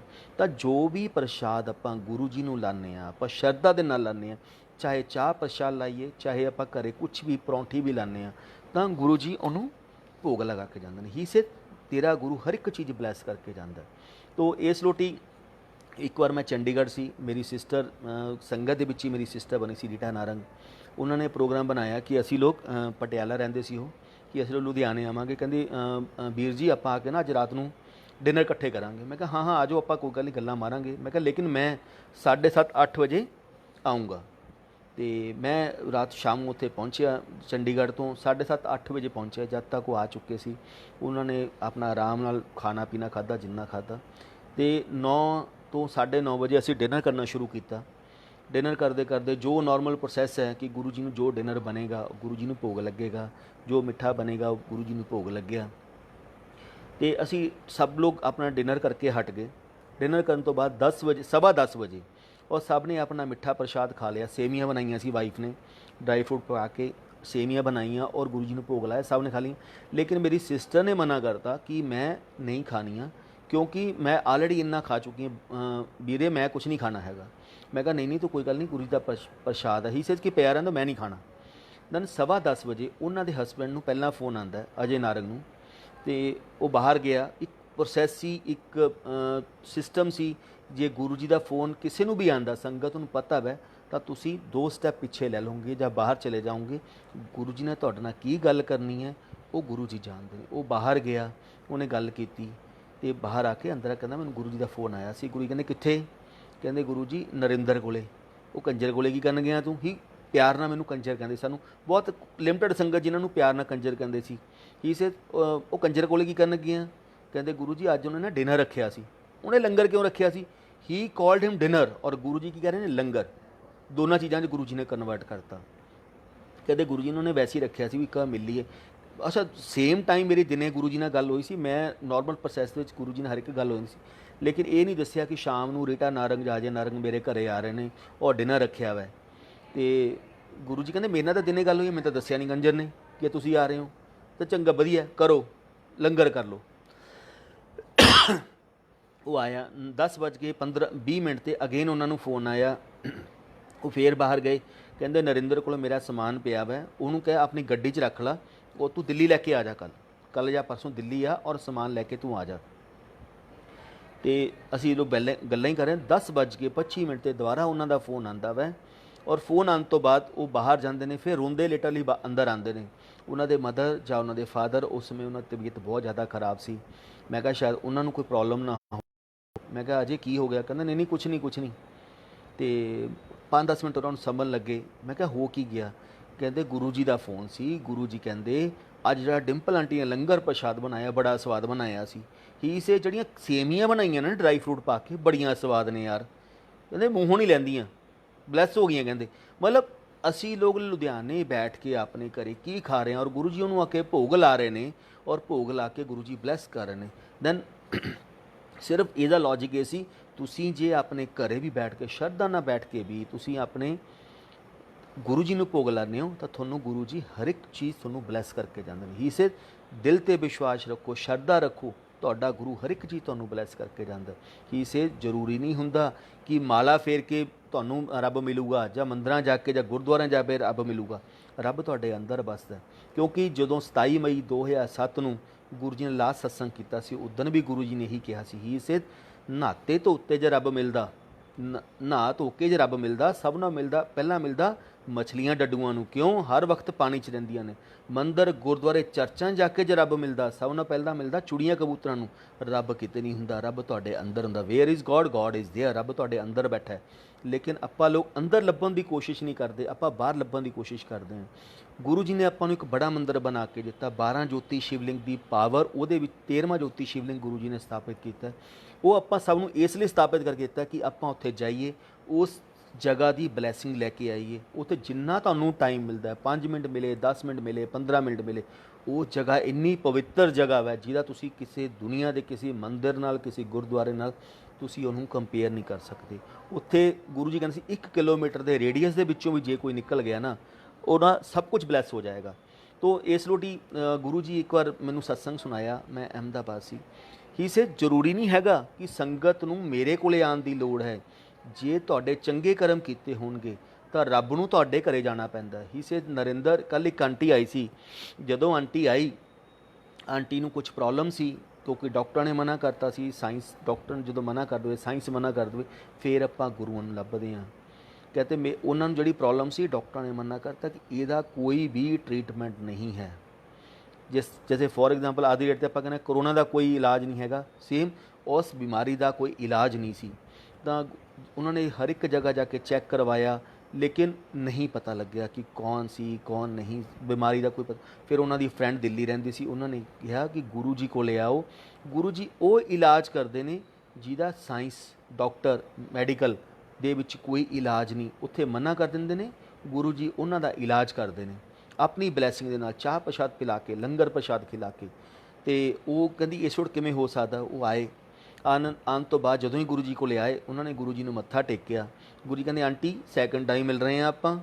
ਤਾਂ ਉਹਨਾਂ ਨੇ ਕਿਹਾ ਗੁਰੂ ਜੀ ਮੈਂ ਤਾਂ ਪਿਓਰ ਨਾਸਤਿਕ ਹਾਂ, ਮੈਂ ਅੱਜ ਤੋਂ ਪਹਿਲਾਂ ਕਿਤੇ ਵੀ ਨਹੀਂ ਆਈ, ਕਿਤੇ ਵੀ ਨਹੀਂ ਗਈ। ਕਿਉਂ? ਜਦੋਂ ਆਪਾਂ ਨੂੰ ਪ੍ਰੋਬਲਮ ਆਉਂਦੀ ਹੈ, ਆਪਾਂ ਸਭ ਨਾਲੋਂ ਪਹਿਲਾਂ ਕਿੱਥੇ ਜਾਂਦੇ ਹਾਂ? ਮੰਦਿਰ, ਮਸਜਿਦ, ਗੁਰਦੁਆਰਾ। ਸੰਤਾਂ ਮਹਾਤਮਾ ਕੋਲ ਤਾਂ ਬਹੁਤ ਬਾਅਦ 'ਚੋਂ ਜਾਂਦੇ ਹਾਂ ਆਪਾਂ ਲੋਕ। ਹੀ ਸੇ मेरी जड़ी प्रॉब्लम है, मैं किते अज तक मंदिर जाके देली नहीं चढ़ी हैगी, गुरुद्वारा साहब ਦੀ जाके देड़ी नहीं चढ़ी, ਤਾਂ ਤੁਹਾਡੇ ਕੋਲੇ ਮਹਾਂਪੁਰਸ਼ਾਂ ਕੋਲੇ ਸੰਤਾਂ ਕੋਲੇ ਆਉਣਾ ਤਾਂ ਬਹੁਤ ਦੂਰ ਦੀ ਗੱਲ ਹੁੰਦੀ ਹੈ। ਤਾਂ ਗੁਰੂ ਕਹਿੰਦੇ ਆਂਟੀ ਆਪਾਂ ਸੈਕਿੰਡ ਟਾਈਮ ਮਿਲ ਰਹੇ ਹਾਂ। ਕਹਿੰਦੇ ਗੁਰੂ ਜੀ ਮੈਂ ਤੁਹਾਨੂੰ ਕਦੇ ਨਹੀਂ ਮਿਲੀ ਹੈਗੀ। ਗੁਰੂ ਕਹਿੰਦਾ ਨਾ ਨਾ ਆਂਟੀ ਆਪਾਂ ਸੈਕਿੰਡ ਟਾਈਮ ਮਿਲੇ ਹਾਂ। ਹੀ ਸੇਜ਼ ਗੁਰੂਆਂ ਦੇ 3 ਬਚਨ ਹੁੰਦੇ ਨੇ, ਗੁਰੂ ਮੰਗਣ ਲਈ ਵੀ ਤੁਹਾਨੂੰ 3 ਵਾਰ ਕਹੂਗਾ, ਤੇ ਕੋਈ ਚੀਜ਼ ਦੇਣੀ ਹੋਵੇ ਤਾਂ ਵੀ ਤੁਹਾਨੂੰ 3 ਵਾਰ ਕਹੂਗਾ। ਜੇ ਡਰੀਮ ਦੇ ਵਿੱਚ ਅੱਜ ਦੀ ਡੇਟ 'ਤੇ ਵੀ ਗੁਰੂ ਜੀ ਆਉਂਦੇ ਨੇ, ਤੁਹਾਨੂੰ ਕੋਈ ਚੀਜ਼ ਬਲੈਸ ਕਰਕੇ ਦੇਣੀ ਹੋਵੇ ਉਹ 3 ਵਾਰ ਕਹਿਣਗੇ, ਚੌਥੀ ਵਾਰ ਨਹੀਂ ਤੁਹਾਨੂੰ ਪੁੱਛਣਗੇ। ਇਸੇ ਨਰਿੰਦਰ ਜੋ ਤੀਜੀ ਵਾਰ ਉਹਨਾਂ ਨੇ ਮਨਾ ਕੀਤਾ, ਮੈਂ ਆਂਟੀ ਮੂਹਰੇ ਲਾਈਵ TV ਚਲਾਤਾ। ਕਹਿੰਦੇ ਆਂਟੀ ਅੱਜ ਤੋਂ 22 ਸਾਲ ਪਹਿਲਾਂ, 20 ਤੋਂ 22 ਸਾਲ ਪਹਿਲਾਂ ਤੂੰ ਬੰਬੇ ਬੋਰੀਵਲੀ 'ਚ ਇਸ ਏਰੀਏ 'ਚ ਇਸ ਫਲੈਟ 'ਚ ਇਸ ਅਪਾਰਟਮੈਂਟ ਤੇਰਾ ਨੰਬਰ ਸੀ, ਇੰਨੇ ਵੱਜ ਗਏ ਇੰਨੇ ਮਿੰਟ 'ਤੇ ਤੇਰੇ ਕੋਲ ਅਸੀਂ ਭੀਖ ਮੰਗਣ ਆਏ ਸੀ। ਤੈਨੂੰ ਕੀ ਕਿਹਾ ਸੀ? ਮਾਤਾ ਕੁਛ ਖਾਣ ਨੂੰ ਦੇ ਦੇ, ਕੁਛ ਪੀਣ ਨੂੰ ਦੇ ਦੇ। ਔਰ ਤੂੰ ਕੀ ਕਿਹਾ ਸੀ? ਹੱਟਾਂ ਕੱਟਾਂ ਕਮਾ ਕੇ ਨਹੀਂ ਖਾ ਸਕਦਾ। ਕਿਉਂ ਆਂਟੀ ਯਾਦ ਆਇਆ? ਉਹਨਾਂ ਨੂੰ ਯਾਦ ਆ ਗਿਆ। ਕਹਿੰਦੀ ਲੇਕਿਨ ਗੁਰੂ ਜੀ ਤੁਸੀਂ ਨਹੀਂ ਸੀ ਉਹ। ਉਹਨੂੰ ਯਾਦ ਆਇਆ ਕਿ ਗੁਰੂ ਜੀ ਨੇ ਇਨਫੈਕਟ ਕੱਪੜੇ ਤੱਕ ਡਿਸਕਰਾਈਬ ਕਰਤੇ, ਆਂਟੀ ਤੇਰੇ ਆਹ ਕੱਪੜੇ ਪਾਏ ਹੋਏ ਸੀ। ਤੇ ਕਹਿੰਦੇ ਆਂਟੀ ਤੂੰ ਕੀ ਇਹੀ ਗੱਲ ਕਹੀ ਸੀ ਨਾ? ਕਹਿੰਦੀ ਗੁਰੂ ਜੀ ਆਏ ਸੀ ਕੋਈ ਸੰਤ ਸੀ ਲੇਕਿਨ ਤੁਸੀਂ ਨਹੀਂ ਸੀ ਉਹ।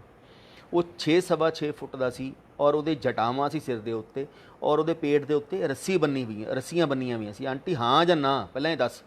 ਕਹਿੰਦੇ ਹਾਂਜੀ ਬਿਲਕੁਲ ਮੈਨੂੰ ਸੰਤ ਆਏ ਸੀ ਔਰ ਮੈਂ ਮਨਾ ਕਰਤਾ ਸੀ। ਕਹਿੰਦੇ ਆਂਟੀ ਤੇਰੇ ਪਿਛਲੇ ਜਨਮਾਂ ਦੇ ਕਰਮ ਇੰਨੇ ਚੰਗੇ ਸੀ, ਰੱਬ ਨੂੰ ਤੇਰੇ ਘਰੇ ਜਾਣਾ ਪੈ ਗਿਆ ਤੈਨੂੰ ਬਲੈਸ ਕਰਨ ਪਿੱਛੇ। ਜੇ ਤੂੰ ਮੈਨੂੰ ਇੱਕ ਪਾਣੀ ਦਾ ਗਿਲਾਸ ਵੀ ਪਿਲਾ ਦਿੰਦੀ ਨਾ ਤਾਂ ਮੈਂ ਤੈਨੂੰ ਅੱਜ 22 ਸਾਲਾਂ ਬਾਅਦ ਤੈਨੂੰ ਮੇਰੇ ਕੋਲੇ ਆਉਣ ਦੀ ਲੋੜ ਨਹੀਂ ਪੈਣੀ। ਕਿਉਂ? ਰੱਬ ਤੇਰੇ ਘਰੇ ਤੈਨੂੰ ਬਲੈਸ ਕਰਨ ਪਿੱਛੇ ਗਿਆ ਸੀ।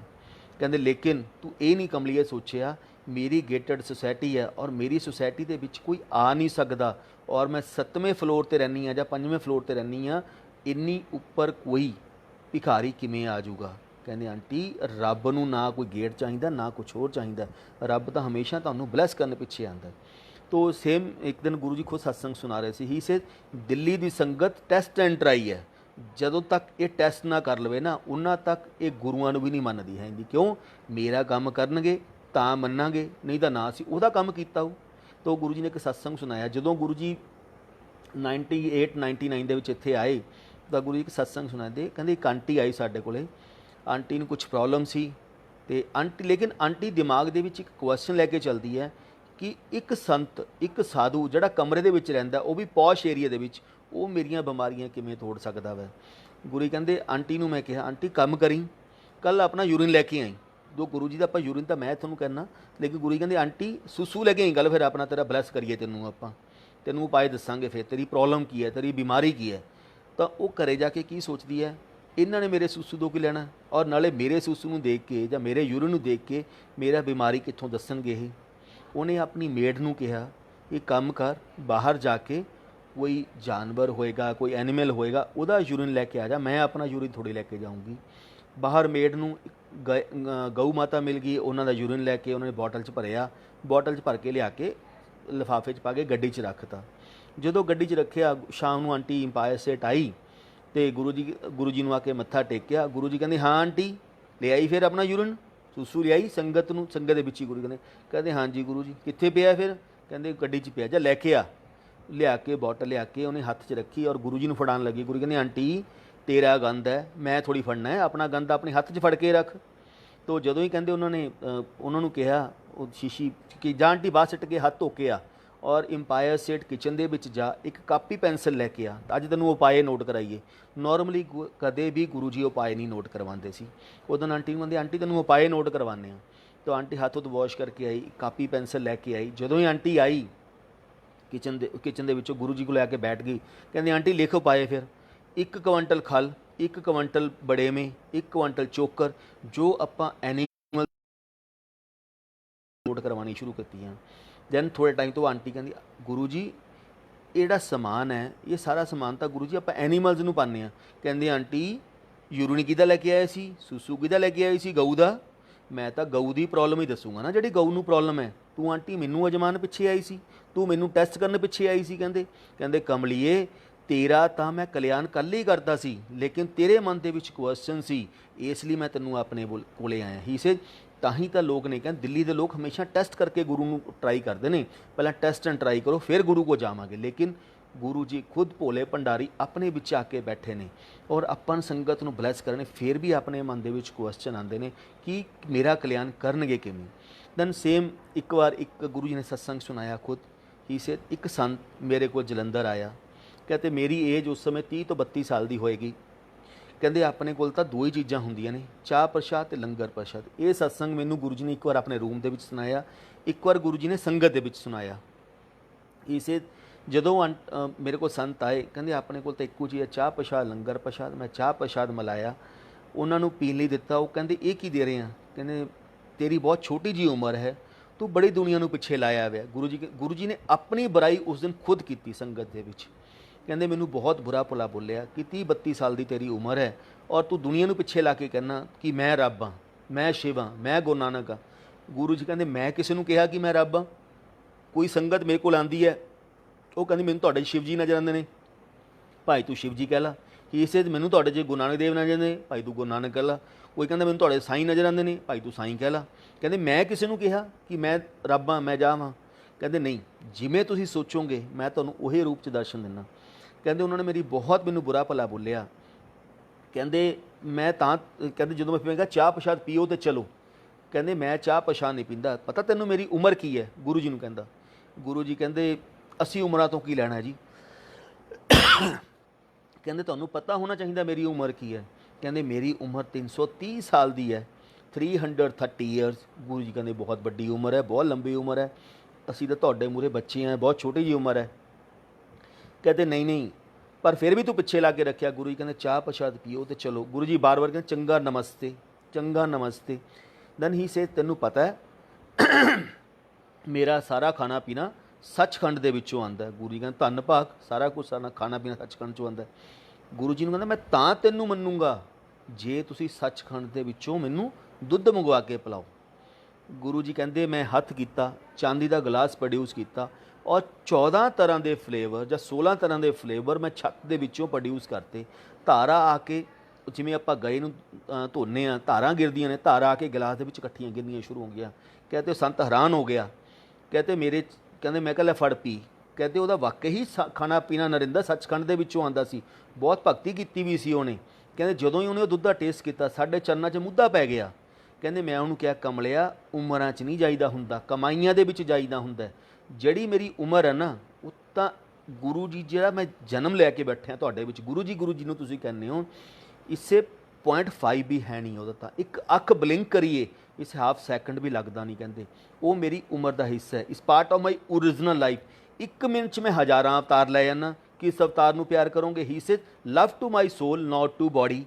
शरीरां नाल नहीं प्यार करीदा हुंदा, रूहां नाल प्यार करीदा हुंदा। ही से अज मैं इन्ना खुश बैठा सी, जे तू मैनूं अज कहंदा मैनूं अपने पूर्ण स्वरूप दे उस पूर्ण परमात्मा दे महाशिव दे दर्शन करवा दे, अज मैं तैनूं वो भी दर्शन करवा दिंदा। लेकिन इंसान जदों गुरु जी कोले आपां एज ए ह्यूमन बॉडी आने, एज ए संगत आंदे हैं, अपनियां आपां गुरु तो गुरु नूं नहीं मंगदे, आपां चीज़ां दे तृष्णा दे विच ही फसे रहने। ही से 330 साल हो गए, सारा खाना पीना सचखंड दे विचों आंदा वै, लेकिन फिर भी तृष्णा चीज़ां दे विच फसी हुई है। गुरुआं तो गुरु नूं मंगना सीखो।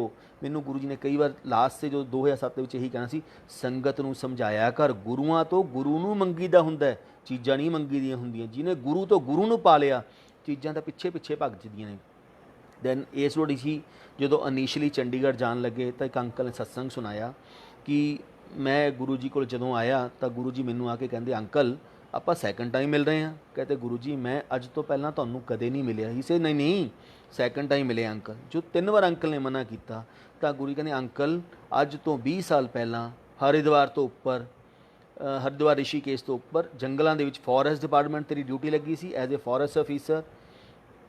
कहते हाँ जी उन्होंने अंकल कहते मेरे दिमाग च की चलता है कि मेरे फ्रेंड जोड़े गुरु जी को लैके आए सी उन्होंने नाल शायद उन्होंने गुरु जी को दसिया होना।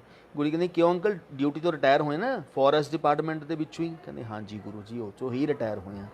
कहते उत्थे ड्यूटी लगी भी सी? कहते हाँ जी। कहते एक दिन आंटी नाल तेरी लड़ाई हो गई, घरों नाराज़ होके तू रोटी नहीं खा के गया सुबह सुबह, तू रस्ते कहते साइकिल सी तेरे कोले जोड़ा फॉरेस्ट डिपार्टमेंट चों अपना जांदा सी और उस समय कार स्कूटर नहीं हुंदे सी, बहुत टाइम पहलां दी गल है। तो कहते तू साइकिल के उत्ते गया तो रस्ते विचों की किया 6 केले और 6 सेब या 6 संतरे तेने अपनी टोकरी च रख ले लिफाफे अपनी झोले च पा के। क्यों अंकल याद आया? कहते हाँ जी। तू जो जंगल ਦੇ ਵਿੱਚ ਗਿਆ, ਜੰਗਲ ਦੇ ਮਿਡ ਦੇ ਵਿੱਚ ਜਾ ਕੇ ਤੂੰ ਕੀ ਦੇਖਦਾ ਵਾ? ਇੱਕ ਸੰਤ ਬੈਠੇ ਨੇ ਸਮਾਧੀ ਦੇ ਵਿੱਚ, ਔਰ ਤੂੰ ਦੋਨੇ ਲਿਫਾਫੇ ਉਹਨਾਂ ਮੂਹਰੇ ਰੱਖਤੇ। ਜੋ ਦੋ ਕਿਉਂ ਤੇਰੇ ਮਨ 'ਚ ਇਹ ਚੱਲਦਾ ਸੀ, ਅਸੀਂ ਤਾਂ ਹਿਊਮਨ ਬੀਇੰਗ ਆ, ਲੋਕਲ ਸੁਸਾਇਟੀ 'ਚ ਰਹਿੰਦੇ ਆ, ਅਸੀਂ ਤਾਂ ਫਰੂਟ ਖਾਂਦੇ ਰਹਿੰਦੇ ਆ, ਇਹ ਤਾਂ ਸਮਾਧੀ 'ਚ ਬੈਠੇ ਨੇ ਜਿਹੜੇ ਬਾਬਾ ਜੀ ਮਹਾਂਪੁਰਸ਼ ਸਮਾਧੀ 'ਚ ਬੈਠੇ ਨੇ, ਇਹਨਾਂ ਨੇ ਫਰੂਟ ਕਦੋਂ ਖਾਧਾ?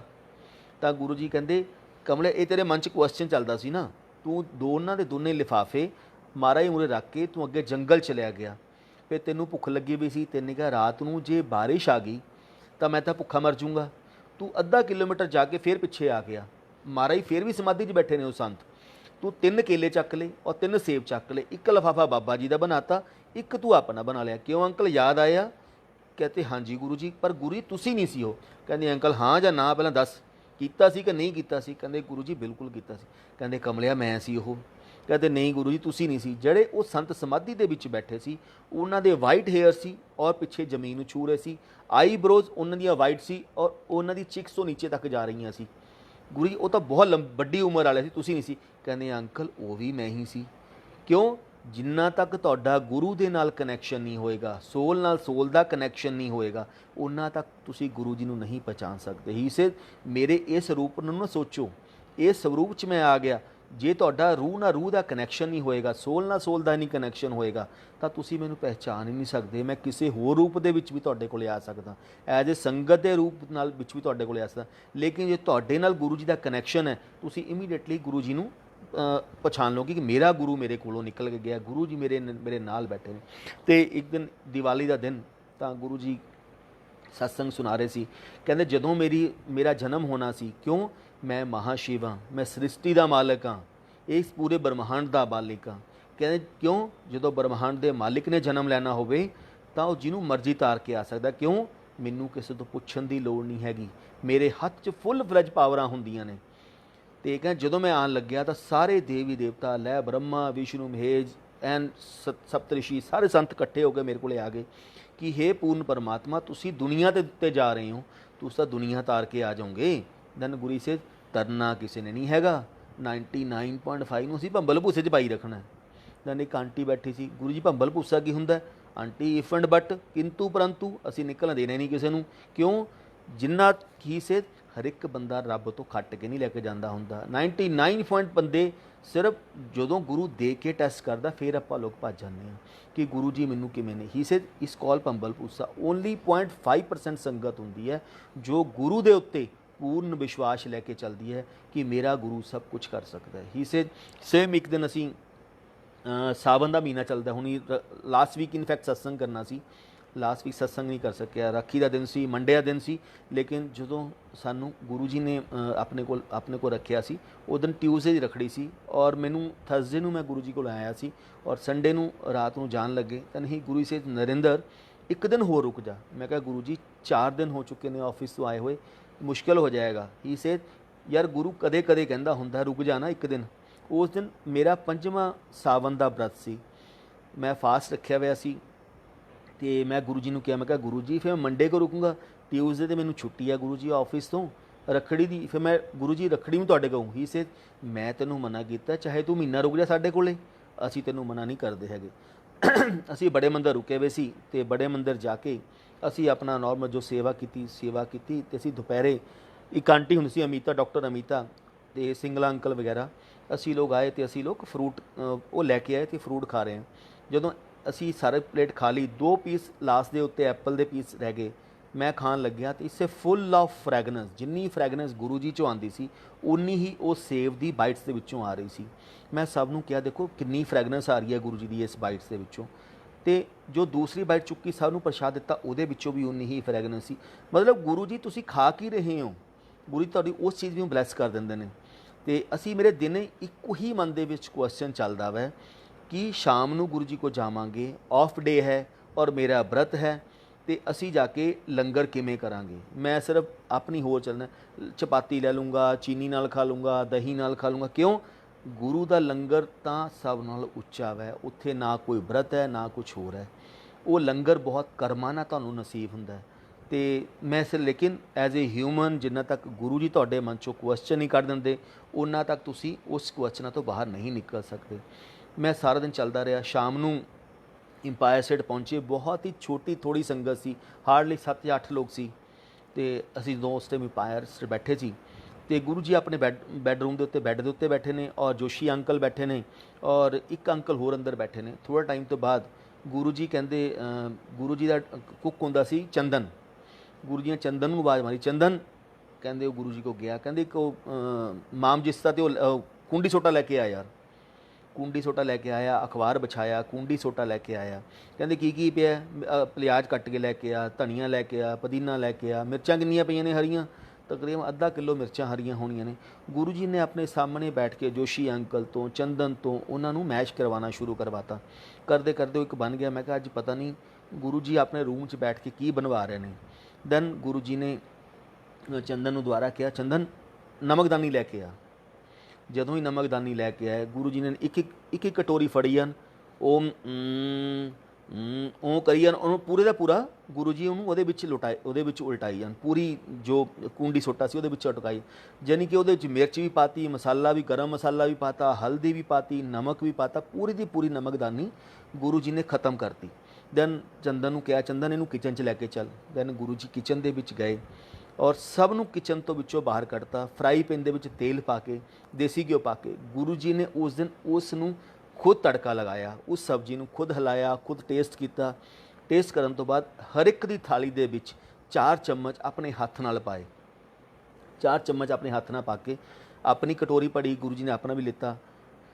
ਇਟਸ ਅਮੇਜ਼ਿੰਗ ਜੋ ਉਹ ਪ੍ਰਸ਼ਾਦ ਸੀ ਨਾ ਜ਼ਿੰਦਗੀ 'ਚ ਤੁਹਾਨੂੰ ਉਦਣ ਮਿਲ ਗਿਆ, ਸ਼ਾਇਦ ਉਹ ਕਦੇ ਹੋ ਸਕਦਾ ਨਸੀਬ 'ਚ ਨਾ ਵੀ ਹੁੰਦਾ। ਜੇ ਨਾ ਗੁਰੂ ਜੀ ਰੋਕਦੇ ਤਾਂ ਸ਼ਾਇਦ ਨਾ ਮਿਲਦਾ। ਸ਼ਾਇਦ ਗੁਰੂ ਜੀ ਨੇ ਰੋਕੇ ਹੀ ਇਸ ਪਰਪਸ ਪਿੱਛੇ ਸੀ ਕਿ ਉਸ ਪ੍ਰਸ਼ਾਦ ਨੂੰ ਸਾਨੂੰ ਦੇਣਾ ਸੀ। ਤਾਂ ਉਹ ਪ੍ਰਸ਼ਾਦ ਦੇਣ ਤੋਂ ਬਾਅਦ ਨਾ ਤਾਂ ਉਹ ਮਿੱਠਾ ਨਾ ਉਹ ਫਿੱਕਾ, ਇੰਨਾ ਟੇਸਟੀ, ਜਦੋਂ ਕਿ ਲੱਗਦਾ ਸੀ ਅੱਧਾ ਕਿਲੋ ਹਰੀਆਂ ਮਿਰਚਾਂ ਪਈਆਂ ਹੋਈਆਂ ਨੇ ਔਰ ਪੂਰੀ ਲਾਲ ਮਿਰਚਾਂ ਦੀ ਉਹਦੇ ਵਿੱਚ ਡੱਬੀ ਗਈ ਹੈ, ਨਮਕ ਗਿਆ, ਹਲਦੀ ਗਿਆ, ਕੀ ਬਣਿਆ ਹੋਣਾ ਕੁਝ ਨਹੀਂ ਪਤਾ। ਲੇਕਿਨ ਐਸਾ ਪ੍ਰਸ਼ਾਦ ਤੁਹਾਨੂੰ ਕਦੇ ਨਹੀਂ ਮਿਲ ਸਕਦਾ। ਫਿਰ ਅਗਲੇ ਦਿਨ ਗੁਰੂ ਜੀ ਨੇ ਡਿੰਪਲ ਆਂਟੀ ਤੋਂ ਰੱਖੜੀ ਬਣਵਾਈ। ਕਿਉਂ? ਸਾਡੇ ਫਾਦਰ ਵੀ ਉਹੀ ਨੇ, ਭਰਾ ਵੀ ਉਹੀ ਨੇ, ਮਾਂ ਵੀ ਉਹੀ ਹੈ, ਪਿਓ ਵੀ ਉਹੀ ਹੈ। ਹੀ ਸੇਜ਼ ਮੈਂ ਤੁਹਾਡਾ ਅਸਲੀ ਖਸਮ ਹਾਂ, ਮੈਂ ਤੁਹਾਡਾ ਅਸਲੀ ਭਰਾ ਹਾਂ। ਇਹ ਸਭ ਲੋਕ ਇੱਥੇ ਤੱਕ ਰਹਿ ਜਾਣਗੇ ਲੇਕਿਨ ਅੱਗੇ ਤੱਕ ਮੈਂ ਹੀ ਤੁਹਾਡੇ ਨਾਲ ਜਾਣਾ ਵਾ। ਤਾਂ ਸੇਮ ਗੁਰੂ ਜੀ, ਜੋ ਆਪਾਂ ਗੁਰੂ ਜੀ ਦੀ ਭਗਤੀ ਕਰਦੇ ਹਾਂ। ਸੋ ਇਨ ਬਿਟਵੀਨ ਇੱਕ ਹੋਰ ਸਤਸੰਗ ਸੀ ਅਤੇ ਅਸੀਂ ਲੋਕ ਬੈਠੇ ਹਾਂ ਅਤੇ ਗੁਰੂ ਜੀ ਆਪਣੇ ਸੋਫੇ ਦੇ ਉੱਤੇ ਲੇਟੇ ਹੋਏ ਨੇ ਔਰ ਮੇਰੀ ਵਾਈਫ ਗੁਰੂ ਜੀ ਦੇ ਪੇਟ ਦੀ ਸੇਵਾ ਕਰ ਰਹੀ ਹੈ ਔਰ ਮੈਂ ਗੁਰੂ ਜੀ ਦੇ ਚਰਨ ਦਬਾ ਰਹੇ ਹਾਂ। ਕਈ ਵਾਰ ਆਪਾਂ ਕੀ ਸੋਚਦੇ ਹਾਂ ਕਿ ਆਪਾਂ ਗੁਰੂ ਜੀ ਦੀ ਸੇਵਾ ਕਰਦੇ ਹਾਂ, ਪਤਾ ਨਹੀਂ ਮੈਂ ਗੁਰੂ ਜੀ ਦੇ ਕਿੰਨਾ ਕੁ ਨਜ਼ਦੀਕ ਆ ਗਿਆ। ਲੇਕਿਨ ਕੋਈ ਗੁਰੂ ਦੇ ਨੇੜੇ ਨਹੀਂ ਔਰ ਕੋਈ ਗੁਰੂ ਤੋਂ ਦੂਰ ਨਹੀਂ। ਸਾਰੇ ਗੁਰੂ ਜੀ ਦੇ ਨੇੜੇ ਨੇ ਔਰ ਸਾਰੇ ਹੀ ਸੰਗਤ ਗੁਰੂ ਜੀ ਤੋਂ ਦੂਰ ਹੈ। ਤੋ ਮੈਂ ਗੁਰੂ ਜੀ ਨੂੰ ਸੇਵਾ ਕਰਦੇ ਕਿਹਾ, ਮੈਂ ਕਿਹਾ ਗੁਰੂ ਜੀ ਮੈਂ ਤਾਂ ਤੁਹਾਡੇ ਚਰਨਾਂ ਦੀ ਧੂਲ ਵੀ ਹੈ ਨਹੀਂ। ਹੀ ਸੇਜ਼ ਮੇਰੇ ਚਰਨਾਂ ਦੀ ਨਰਿੰਦਰ ਜੀ ਬਹੁਤ ਦੂਰ ਦੀ ਸੋਚ ਲਈ ਤੂੰ ਤਾਂ ਜਿਹੜੀ ਮੇਰੀ ਅਸਲੀ ਸੰਗਤ ਹੈ, ਮੇਰੀ ਪੱਕੀ ਸੰਗਤ ਹੈ, ਤੂੰ ਤਾਂ ਹਜੇ ਉਹਨਾਂ ਦੇ ਚਰਨਾਂ ਦੀ ਧੂਲ ਵੀ ਹੈ ਨਹੀਂ, ਮੇਰੀ ਤਾਂ ਬਹੁਤ ਦੂਰ ਦੀ ਗੱਲ ਹੈ। ਕਹਿੰਦੇ ਹਜੇ ਤਾਂ ਬਹੁਤ ਵਾਰ ਲਾਈਨ 'ਚ ਲੱਗਣਾ ਔਰ ਬਹੁਤ ਵਾਰ ਲਾਈਨ 'ਚੋਂ ਬਾਹਰ ਨਿਕਲਣਾ ਹੈ। ਮੇਰੇ ਸੰਗਤ ਜਿਹੜੀ ਪੱਕੀ ਸੰਗਤ ਹੁੰਦੀ ਹੈ ਉਹਦੀਆਂ 3 ਲੇਅਰਸ ਹੁੰਦੀਆਂ ਨੇ, ਫਸਟ, ਸੈਕੰਡ, ਥਰਡ। ਜਦੋਂ ਵੀ ਮੈਂ ਜਨਮ ਲਊਂਗਾ ਉਹ ਸੰਗਤ ਮੇਰੇ ਨਾਲ ਆਏਗੀ ਹੀ ਆਏਗੀ। ਉਹ ਸੰਗਤ ਹੁੰਦੀ ਹੈ ਮੇਰੀ, ਜਿਨ੍ਹਾਂ ਨੇ ਮੇਰੇ ਨਾਲ ਆਉਣਾ ਹੀ ਆਉਣਾ। ਅਤੇ ਮੈਂ ਗੁਰੂ ਜੀ ਨਾਲ ਬੈਠੇ ਹੀ ਸੇਜ਼ ਗੁਰੂ ਨਰਿੰਦਰ ਉਹਨਾਂ ਤੱਕ ਵਧੀਆ ਲੱਗਦਾ ਵਾ ਜਿੰਨਾ ਤੱਕ ਗੁਰੂ ਦਿੰਦਾ ਹੈ। ਗੁਰੂ ਦੇ ਹੱਥ ਖੁੱਲ੍ਹੇ ਨੇ। ਕਦੇ ਗੁਰੂ ਦਾ ਮਨ ਵੀ ਕਰਦਾ ਕਿ ਯਾਰ ਮੈਂ ਇਹਨਾਂ ਨੂੰ ਇੰਨਾ ਕੁਝ ਦੇ ਚੁੱਕਿਆ, ਮੇਰੇ ਪਿੱਛੇ ਕੀ ਕਰਨਗੇ। ਕਹਿੰਦੇ ਜਦੋਂ ਗੁਰੂ ਇਗਜ਼ਾਮ ਲੈਣ 'ਤੇ ਆਉਂਦਾ ਵੱਡੇ ਵੱਡੇ ਲੋਕ ਭੱਜ ਜਾਂਦੇ ਨੇ। ਕਿਉਂ? ਆਪਾਂ ਨੂੰ ਗੁਰੂ ਜੀ ਉਹਨਾਂ ਤੱਕ ਹੀ ਵਧੀਆ ਲੱਗਦੇ ਨੇ ਜਿੰਨਾ ਤੱਕ ਗੁਰੂ ਜੀ ਆਪਾਂ ਨੂੰ ਦਿੰਦੇ ਨੇ। ਹੀ ਸੇਧ ਕਈ ਵਾਰ ਮਾਸਟਰ ਦਾ, ਟੀਚਰ ਦਾ ਵੀ ਮਨ ਕਰਦਾ ਹੈ ਮੈਂ ਬੱਚਿਆਂ ਨੂੰ ਸਾਰਾ ਸਾਲ ਪੜ੍ਹਾਇਆ ਵਾ, ਮੈਂ ਇਹਨਾਂ ਨੂੰ ਇੰਨੀ ਬਲੈਸਿੰਗ ਦਿੱਤੀ ਹੈ, ਮੈਂ ਵੀ ਤਾਂ ਦੇਖਾਂ ਇਹ ਕਿੰਨੇ ਪਾਣੀ ਦੇ ਵਿੱਚ ਨੇ। ਕਹਿੰਦੇ ਜਦੋਂ ਅਸੀਂ ਹੀ ਟੈਸਟ ਲੈਣ ਦੇ ਉੱਤੇ ਆਉਂਦੇ ਹਾਂ ਵੱਡੇ ਵੱਡੇ ਲੋਕ ਭੱਜ ਜਾਂਦੇ ਨੇ। ਕਹਿੰਦੇ ਕਿਉਂ? ਅਸੀਂ ਜਦੋਂ ਟੈਸਟ ਲੈਂਦੇ ਹਾਂ ਅਸੀਂ ਨਿੰਬੂ ਦੀਆਂ ਫਾਲਾਂ ਵਾਂਗੂ ਨਿਚੋੜ ਦਿੰਦੇ ਹਾਂ। ਇੱਕ ਲੀਫ ਦੇ ਵਿੱਚੋਂ ਮੈਂ ਦੇਖਦਾ ਵਾਂ ਕਿ ਕੋਈ ਡ੍ਰੌਪ ਰਹਿ ਤਾਂ ਨਹੀਂ ਗਿਆ। ਹੀ ਸੇਜ਼ ਗੁਰੂਆਂ ਨੂੰ ਮਿਲਣ ਲਈ ਨਰਿੰਦਰ ਬਹੁਤ ਇਗਜ਼ਾਮ ਦੇਣੇ ਪੈਂਦੇ ਨੇ। ਮੈਂ ਕਿਹਾ ਗੁਰੂ ਜੀ ਮੈਨੂੰ ਕੁਛ ਬਾਈਪਾਸ ਰਸਤਾ ਦੱਸ ਦਿਓ ਤਾਂ ਕਿ ਮੈਂ ਸਿੱਧਾ ਤੁਹਾਡੇ ਕੋਲ ਪਹੁੰਚ ਸਕਾਂ। ਹੀ ਸੇਜ਼ ਗੁਰੂਆਂ ਦੀ ਭਗਤੀ ਦਾ ਰਸਤਾ, ਰੱਬ ਦੀ ਭਗਤੀ ਦਾ ਰਸਤੇ ਵਿੱਚ ਕੋਈ ਬਾਈਪਾਸ ਨਹੀਂ ਹੁੰਦਾ। ਇੱਥੇ ਇਹ ਤਾਂ ਇੱਕ ਨੰਗੀਆਂ ਤਲਵਾਰਾਂ ਨੇ, ਇਹ ਕੰਢੇ ਵਾਲੇ ਰਸਤੇ ਨੇ।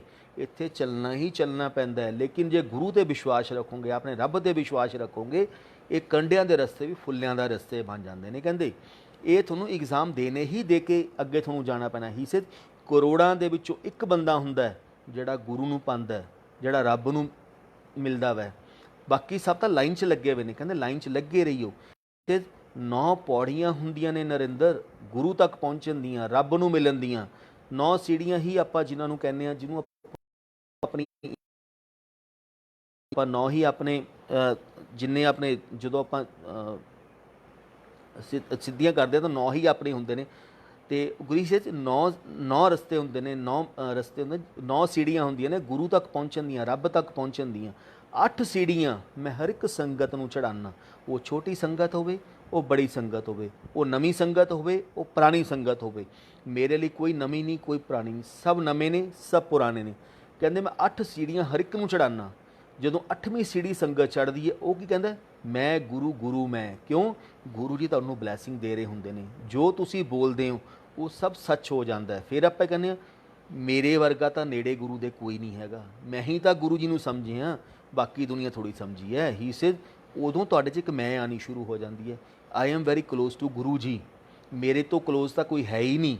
ਮੈਂ ਇੰਨੀ ਭਗਤੀ ਕਰ ਲਈ, ਮੈਂ ਇੰਨਾ ਗੁਰੂ ਜੀ ਨਾਲ ਮੈਂ ਪਿਆਰ ਕਰਦਾ, ਮੇਰੇ ਤੋਂ ਨਜ਼ਦੀਕ ਤਾਂ ਕੋਈ ਹੈ ਹੀ ਨਹੀਂ। ਹੀ ਸੇ ਸਾਡੇ ਕਿਹੜਾ ਨੇੜੇ, ਨਾ ਸਾਡੇ ਕੋਈ ਨੇੜੇ, ਨਾ ਸਾਡੇ ਤੋਂ ਕੋਈ ਦੂਰ। ਹੀ ਸੇ ਜਦੋਂ 8 ਸੀੜੀਆਂ ਚੜ੍ਹਦਾ ਵੈ, ਮੈਂ ਫਿਰ 9ਵੀਂ ਸੀੜੀ ਚੜ੍ਹਾਉਂਦਾ ਵਾਂ ਉਹਨੂੰ। ਜਦੋਂ 9ਵੀਂ ਸੀੜੀ ਚੜ੍ਹਾਉਂਦਾ ਵਾਂ ਤਾਂ ਮੈਂ 8 ਦੀਆਂ 8 ਫੋੜੇ ਨੀਚੇ ਵਾਲੇ ਤੋੜ ਦਿੰਦਾ। ਕਹਿੰਦੇ ਨਰਿੰਦਰ 9ਵੀਂ ਸੀੜੀ ਪਤਾ ਕੀ ਹੁੰਦੀ ਹੈ? ਮੈਂ ਕਿਹਾ ਨਹੀਂ। ਕਹਿੰਦੇ 9ਵੀਂ ਸੀੜੀ ਹੁੰਦੀ ਹੈ ਮੈਂ, ਈਗੋ। ਇੱਕ ਈਗੋ ਜਦੋਂ ਬੰਦੇ 'ਚ ਆ ਜਾਂਦੀ ਹੈ, ਇਹ ਸਾਰੀ ਤੁਹਾਡੀ ਭਗਤੀ ਖਤਮ ਕਰ ਦਿੰਦੀ ਹੈ। ਈਗੋ ਸਿਰਫ ਪੂਰਨ ਗੁਰੂ, ਪੂਰਨ ਪਰਮਾਤਮਾ, ਰੱਬ ਹੀ ਤੁਹਾਡੀ ਈਗੋ ਕੱਟ ਸਕਦੀ ਹੈ। ਉਹ ਤੁਹਾਡੀ ਕੋਈ ਈਗੋ ਨਹੀਂ ਕੱਟ ਸਕਦਾ। ਜਿਹਨੇ ਈਗੋ 'ਤੇ ਕੰਟਰੋਲ ਪਾ ਲਿਆ, ਜਿਹਨੇ ਈਗੋ ਨੂੰ ਪਾਰ ਪਾ ਲਿਆ, ਉਹ ਰੱਬ ਦੇ ਨਾਲ ਮਿਲ ਜਾਂਦਾ ਹੈ। ਕਹਿੰਦੇ ਲੇਕਿਨ ਕਰੋੜਾਂ ਦੇ ਵਿੱਚੋਂ ਇੱਕ ਬੰਦਾ ਹੁੰਦਾ ਜਿਹੜਾ ਈਗੋ ਨੂੰ ਪਾਰ ਪਾਉਂਦਾ। ਅਦਰਵਾਈਜ਼ ਕਹਿੰਦਾ ਮੇਰੇ ਤੋਂ ਵੱਡਾ ਤਾਂ ਕੋਈ ਹੈ ਹੀ ਨਹੀਂ, ਮੇਰੇ ਤੋਂ ਨੇੜੇ ਤਾਂ ਕੋਈ ਹੈ ਹੀ ਨਹੀਂ, ਮੈਂ ਹੀ ਤਾਂ ਗੁਰੂ ਨੂੰ ਸਮਝਿਆ, ਹੋਰ ਕੋਈ ਗੁਰੂ ਜੀ ਨੂੰ ਸਮਝਿਆ ਹੀ ਨਹੀਂ ਹੈਗਾ। ਉੱਥੇ ਤਾਂ ਜਾ ਕੇ ਉਸ ਰਸਤੇ ਦੇ ਉੱਤੇ ਜਾ ਕੇ ਆਪਣੇ ਆਪ ਨੂੰ, ਦੈਟਸ ਵਾਈ ਹੀ ਗੁਰੂ ਸਾਹਿਬ ਜਦੋਂ ਮੇਰੇ ਕੋਲ ਆਉਂਦੇ ਹੋ ਆਪਣਾ ਦਿਮਾਗ ਤੇ ਆਪਣੀਆਂ ਜੁੱਤੀਆਂ ਬਾਹਰ ਲਾ ਕੇ ਆਇਆ ਕਰੋ। ਆਪਣਾ ਦਿਮਾਗ ਨਹੀਂ ਚਲਾਉਣਾ ਮੇਰੇ ਕੋਲ ਆ ਕੇ। ਬਿਲਕੁਲ ਇਹ ਨਹੀਂ ਸੋਚਣਾ ਕਿ ਮੇਰੇ ਤੋਂ ਵੱਡਾ ਸੀਨੀਅਰ ਤਾਂ ਕੋਈ ਹੈ ਹੀ ਨਹੀਂ, ਮੈਂ ਹੀ ਬੜਾ ਸਿੰਸੀਅਰ ਹਾਂ, ਹੋਰ ਤਾਂ ਕੋਈ ਹੈ ਹੀ ਨਹੀਂ। ਇਹੀ ਸੇਮ ਇੱਕ ਦਿਨ ਗੁਰੂ ਜੀ ਨੇ ਸਤਸੰਗ ਸੁਣਾਇਆ ਕਿ ਸੇ ਜਦੋਂ ਰੱਬ ਵੀ ਇਨਸਾਨੀ ਚੋਲਾ ਲੈਂਦਾ ਵੈ ਤਾਂ ਰੱਬ ਨੂੰ ਵੀ ਇੱਕ ਵਾਰ ਭੀਖ ਮੰਗਣੀ ਪੈਂਦੀ ਹੈ। ਕਿਉਂ? ਰੱਬ ਨੂੰ ਵੀ ਕਹੀਂ ਮੈਂ ਨਾ ਆ ਜਾਏ ਕਿ ਮੈਂ ਪੂਰਨ ਪਰਮਾਤਮਾ, ਮੈਂ ਉਹ ਸ੍ਰਿਸ਼ਟੀ ਦਾ ਮਾਲਕ ਹਾਂ, ਮੈਨੂੰ ਤਾਂ ਕੁਝ ਵੀ ਕਰਨ ਦੀ ਲੋੜ ਨਹੀਂ ਹੈਗੀ, ਮੈਂ ਜੋ ਕਰਾਂ। ਇਸ ਲਈ ਮਹਾਂਪੁਰਸ਼ਾਂ ਨੂੰ ਵੀ, ਪੂਰਨ ਗੁਰੂ ਨੂੰ, ਪੂਰਨ ਪਰਮਾਤਮਾ ਨੂੰ ਵੀ ਇੱਕ ਵਾਰ ਭੀਖ ਜ਼ਰੂਰ ਮੰਗਣੀ ਪੈਂਦੀ ਹੈ। ਕਹਿੰਦੇ ਨਰਿੰਦਰ ਮੈਂ ਬੰਬੇ ਭੀਖ ਮੰਗੀ ਹੈ। ਸੰਗਤ ਦੇ ਵਿੱਚ ਇਨਫੈਕਟ ਨਾਲ ਸਤਸੰਗ ਸੁਣਾਇਆ ਸੀ ਕਿ ਮੈਂ ਬੰਬੇ ਭੀਖ ਮੰਗੀ ਹੈ। ਕਿ ਜਦੋਂ ਮੈਂ ਬੰਬੇ ਭੀਖ ਮੰਗਦਾ ਸੀ, ਮੈਂ ਹਰ ਰੋਜ਼ ਇੱਕ ਆਂਟੀ ਦੀ ਰੇਹੜੀ ਦੇ ਉੱਤੇ ਜਾ ਕੇ ਸੁਬਹ 5:30 ਵਜੇ ਜਾਂ 5 ਵਜੇ ਮੈਂ ਜਦੋਂ ਉਹਨੇ ਰੇਹੜੀ ਲਾਣੀ, ਮੈਂ ਸਭ ਨਾਲੋਂ ਪਹਿਲਾ ਗ੍ਰਾਹਕ ਮੈਂ ਫ੍ਰੀ ਦਾ ਇੱਕ ਮੱਖਣ ਬੰਨ ਔਰ ਇੱਕ ਚਾਹ ਆਂਟੀ ਨੇ ਮੈਨੂੰ ਡੇਲੀ ਦੇਣੀ। ਕਹਿੰਦੇ ਜਦੋਂ ਤੁਹਾਡਾ ਟਾਈਮ ਪੂਰਾ ਹੁੰਦਾ, ਤੁਹਾਡੇ ਚੰਗੇ ਕਰਮ ਪੂਰੇ ਹੋ ਜਾਂਦੇ ਨੇ, ਫਿਰ ਆਪਾਂ ਰੱਬ ਨੂੰ ਵੀ ਧੜੱਬ ਸਮਝਣਾ ਸ਼ੁਰੂ ਕਰ ਦਿੰਦੇ ਹਾਂ। ਕਿਉਂ? ਰੱਬ ਵੀ ਤੁਹਾਨੂੰ ਉਹਨਾਂ ਤੱਕ ਹੀ ਦਿੰਦਾ ਵੈ ਜਿੰਨਾ ਤੱਕ ਤੁਹਾਨੂੰ ਹੀ ਤੁਸੀਂ ਲੈਣਾ ਚਾਹੁੰਦੇ ਹੋ। ਤੁਹਾਡੇ ਕਰਮਾਂ ਦੇ ਵਿੱਚ ਲਿਖਿਆ ਹੋਇਆ ਹੀ ਸੇ ਜਿੱਦਣ ਉਹਦੇ ਆਂਟੀ ਦੇ ਕਰਮ ਪੂਰੇ ਹੋ ਗਏ, ਆਂਟੀ ਮੈਨੂੰ ਕਹਿੰਦੀ ਅੱਜ ਤੋਂ ਬਾਅਦ, ਬੇਬੇ ਸੀ ਹੀ ਸੇ, ਆਈ ਐਮ ਕਾਲਡ ਬੇਬੇ। ਹੀ ਸੇ ਮੈਂ ਉਹਨੂੰ ਬੇਬੇ ਕਹਿੰਦਾ ਸੀ ਕਿ ਮੇਰੀ ਮਾਤਾ ਜੀ ਵਰਗੇ ਸੀ, ਉਹ ਬਹੁਤ ਏਜ ਸੀ। ਕਹਿੰਦੇ ਮੈਂ ਜਦੋਂ ਉਹਨਾਂ ਕੋਲ ਗਿਆ, ਮਾਤਾ ਜੀ ਮੈਨੂੰ ਕਹਿੰਦੇ ਕੱਲ੍ਹ ਤੋਂ ਮੇਰੇ ਕੋਲੇ ਲੈਣ ਖਾਣ ਨਾ ਆਈ, ਮੈਂ ਤੈਨੂੰ ਕੱਲ੍ਹ ਤੋਂ ਫ੍ਰੀ ਨਹੀਂ ਦੇਣਾ। ਗੁਰੂ ਜੀ ਕਹਿੰਦੇ ਮਾਤਾ, ਕਹਿੰਦੇ ਅਗਲੇ ਦਿਨ ਕਿਉਂ? ਮੈਂ ਰੱਬ ਜੀ ਜਦੋਂ ਤੁਸੀਂ ਸੇਵਾ ਕਰਦੇ ਹੋ, ਰੱਬ ਤੁਹਾਨੂੰ ਉਹਦਾ ਫਲ ਜ਼ਰੂਰ ਦਿੰਦਾ ਵੈ। ਕਹਿੰਦੇ ਅਗਲੇ ਦਿਨ ਫੇਰ ਆਪਾਂ ਉੱਥੇ ਪਹੁੰਚ ਗਏ। ਕਹਿੰਦੇ ਜਦੋਂ ਮੈਂ 5:30 ਵਜੇ ਫੇਰ ਪਹੁੰਚ ਗਿਆ, ਮੈਨੂੰ ਉਹਨਾਂ ਨੇ ਮਨਾ ਕਰਤਾ। ਕਹਿੰਦੇ ਲੇਕਿਨ ਮੈਂ ਉਹਦਾ ਜਨਮਾਂ ਦਾ ਹਿਸਾਬ ਬਰਾਬਰ ਕਰਨਾ ਸੀ, ਇਸ ਲਈ ਮੈਨੂੰ ਉੱਥੇ ਜਾਣਾ ਸੀ ਉਹਦੇ ਕੋਲੇ। ਕਹਿੰਦੇ ਜਦੋਂ ਮੈਂ ਕੋ ਗਿਆ ਤਾਂ ਉਹਨੇ ਮੈਨੂੰ ਫੇਰ ਬਹੁਤ ਸਾਰਾ ਉਲਟਾ ਸਿੱਧਾ ਬੋਲਿਆ। ਕਹਿੰਦੇ ਮਾਤਾ, ਬੇਬੇ ਜੀ ਅੱਜ ਲਾਸਟ ਟਾਈਮ ਖਿਲਾ ਦਿਓ, ਅੱਜ ਸਾਰਾ ਹਿਸਾਬ ਤਾਂ ਤੇਰਾ ਬਰਾਬਰ ਕਰ ਦੇਣਾ। ਦੈਨ ਗੁਰੂ ਸਾਹਿਬ ਮੈਨੂੰ ਉਹ ਮਾਤਾ ਜੀ ਕਹਿੰਦੇ ਤੂੰ ਮੈਨੂੰ ਕੀ ਹਿਸਾਬ ਬਰਾਬਰ ਕਰੇਗਾ? ਤੂੰ ਤਾਂ ਇੰਨੇ ਮਹੀਨਿਆਂ ਦੇ ਉੱਤੋਂ ਮੇਰੇ ਕੋਲ ਸੁਬਾਹ ਆ ਕੇ ਮੰਗ ਕੇ ਖਾ ਕੇ ਜਾਣਾ, ਤੂੰ ਤਾਂ ਨੰਗ ਮਲੰਗਾ, ਤੂੰ ਮੈਨੂੰ ਕੀ ਦੇਂਗਾ? ਗੁਰੂ ਜੀ ਕਹਿੰਦੇ ਮੇਰੇ ਸਫਾਰੀ ਸੂਟ ਪਾਇਆ ਹੋਇਆ ਸੀ ਉਸ ਟਾਈਮ। ਕਹਿੰਦੇ ਮੈਂ ਕਿਹਾ ਬੇਬੇ ਇੱਕ ਕੰਮ ਕਰ, ਲਾਸਟ ਟਾਈਮ ਪਿਲਾ ਦੇ, ਲਾਸਟ ਟਾਈਮ ਮੱਖਣ ਬੰਦ ਖਿਲਾ ਦੇ, ਅੱਜ ਤੋਂ ਬਾਅਦ ਤੇਰੇ ਕੋਲ ਕਦੇ ਨਹੀਂ ਆਊਂਗਾ ਮੈਂ। ਅਤੇ ਉਹ ਕਹਿੰਦੇ ਉਹਨੇ ਬਹੁਤ ਹੀ ਉਲਟਾ ਸਿੱਧਾ ਬੋਲਿਆ ਮੈਨੂੰ। ਅਤੇ ਫਿਰ ਵੀ ਕਹਿੰਦੇ ਨੇ ਰੋ ਪਿੱਟ ਕੇ ਮੈਨੂੰ ਕਹਿੰਦੇ ਉਹਨਾਂ ਨੇ ਮੈਨੂੰ ਇੱਕ ਮੱਖਣ ਬੰਦ ਬਣਾਇਆ ਔਰ ਇੱਕ ਚਾਹ ਦਿੱਤੀ। ਕਹਿੰਦੇ ਕੱਲ੍ਹ ਤੋਂ ਨਾ ਹੀ, ਕਹਿੰਦੇ ਜਦੋਂ ਮੈਂ ਚਾਹ ਪੀਤੀ ਮੱਖਣ ਬਣ ਗਿਆ। ਕਹਿੰਦਾ ਜਦੋਂ ਗੁਰੂ ਦੀ ਸੇਵਾ ਕਰਦੇ ਹੋ ਤਾਂ ਗੁਰੂ ਉਹਦਾ ਹਿਸਾਬ ਤਾਂ ਬਰਾਬਰ ਜ਼ਰੂਰ ਕਰਦਾ ਹੈ। ਰੱਬ ਤੁਹਾਡੀ ਸੇਵਾ ਨੂੰ ਕਦੇ ਵੀ ਖਾਲੀ ਨਹੀਂ ਜਾਣ ਦਿੰਦਾ। ਜਦੋਂ ਰੱਬ ਦੀ ਸੇਵਾ ਕਰੋਗੇ, ਜਦੋਂ ਗੁਰੂ ਦੀ ਸੇਵਾ ਕਰੋਗੇ, ਤੁਹਾਨੂੰ ਉਹਦਾ ਫਲ ਮਿਲਣਾ ਹੀ ਮਿਲਣਾ ਵੈ। ਕਹਿੰਦੇ ਜਦੋਂ ਹੀ ਉਹਨਾਂ ਨੇ ਕਿਹਾ, ਕਹਿੰਦੇ ਮੈਂ ਕਿਹਾ ਬੇਬੇ ਕੰਮ ਕਰ, ਅੱਜ ਆਪਣਾ ਪੱਲਾ ਕਰ, ਕਹਿੰਦੇ ਅੱਜ ਤੇਰਾ ਸਾਰਾ ਹਿਸਾਬ ਤਾਂ ਆਪਾਂ ਬਰਾਬਰ ਕਰ ਦੇਣਾ। कहते उन्हें मजाक किया तू मेरा हिसाब किताब की बराबर करें। कहते कोई गल नहीं बेबे, जिन्ना मेरे को होऊगा मैं तेरा हिसाब किताब बराबर करूँगा, बाकी देखी जाओ जे कुछ रह गया। कहते जो ही बेबे ने बहुत लाइट लिता, कहते उन्हें अपना शर्ट अगे की, कहते देख बेबे एक शर्त है, जो तू मना करेंगी मैं उदों रुकूँगा, उस तो पहला नहीं रुकदा, जो तू कहता बस फिर मैं बस करूँगा। गुरु जी कहते उन्हें अपना लाइटली लिता मैनू बहुत सारा, कहते उन्हें लाइटली लैके अपना शर्ट चुकी, कहते मैं अपना दोने सफारी सूट के कोने फड़े और हिलाना शुरू करता। कहते नरिंदर संगत नूं कहते देख सुन, कहते सोने दियाँ गिनियाँ गिनियाँ शुरू हो गई और वो पूरा जिन्ना उन्हें कपड़ा सी इन्हें आंटी ने जो होल्ड किया हुआ सी, इन्ना गोल्ड भर गया, इन्ना गोल्ड उन्होंने उहदे विच आ गया कि उन्होंने कंट्रोल करना मुश्किल हो गया। उन्होंने कहा बस, कहते लै बेबे अज तो बाद तेरा मेरा जन्मा जन्म का हिसाब किताब, जिन्नी तू भगती की सी, तेरा मेरा जन्मा जन्म का हिसाब खत्म हो गया। अज तो बाद तू पैसों च खेलेंगी पर रब नहीं तेनों मिलना, तू रब नूं लभदी रहेंगी, पैसे दे विच खेलेंगी पर रब नहीं तेनों मुड़ के कदे मिलना। तो अज तो बाद तू रब नूं लभेंगी। ही से गुरुआं तो पैसा ना ज़्यादा मंगो, गुरुआं तो गुरु नूं मंगो, गुरु दी ब्लैसिंग मंगो। पता नहीं गुरु ने किस वक्त तुहानूं की रंग च रंग देना, आपां नूं कुछ नहीं पता। तो सेम गुरु जी अपने बहुत सारे कर्म क्योर कर देंगे और गुरु जी तुहानूं किस वक्त किवें ब्लैसिंग करते हैं आपां लोकां नूं नहीं पता। तो इस रोटी मैनू कदे जलंधर मंदिर का ड्रीम बहुत ही घट आया। मेरा बेटा डलहौजी पढ़ता सी, BPS डलहौजी तो DPS डलहौजी। तो जदों उत्थों आए एक बार बीमार हो गया, इन्होंने पठानकोट एडमिट करवाया गया। तो मैनू गुरु जी ने ड्रीम का जलंधर मंदिर का ड्रीम नहीं आया, मैं बहुत अपसैट सी। तो करन तो बाद मैं जदों ही एक दिन ड्रीम दिखाते हैं कि मैं बहुत ही पुराना जिहा घर है, मैं उस दे विचों निकल के ना जलंधर मंदिर एंटर करदा। मैं वहाँ मेरे नाल एक सुनील खेड़ा अंकल ने, वो भी एंटर करते हैं। गुरु जी जो जलंधर मंदिर गए हुए ने, फिश पॉन्ड है गुरु जी के आसन के नाल ही, गुरु जी के रूम के कोले गुरु जी का आसन उत्थे लग्या हुआ है और गुरु जी उत्थे बैठे ने। आसन दे एक सिंगल बैड लग्या हुआ है जिन्हों आप दीवान कहने, दीवान के उत्ते गुरु जी का आसन लग्या। गुरु जी ने पिंक रंग का चोला पाया हुआ है, गुरु जी उस चोले आसन के उत्ते बैठे ने। मैं जाके मत्था टेकिया, गुरु जी मैनू कहते साइड ते खड़ा हो जा। गुरु जी के बिल्कुल रूम के नाल मैं खड़ा और सिंगल अंकल खड़े ने।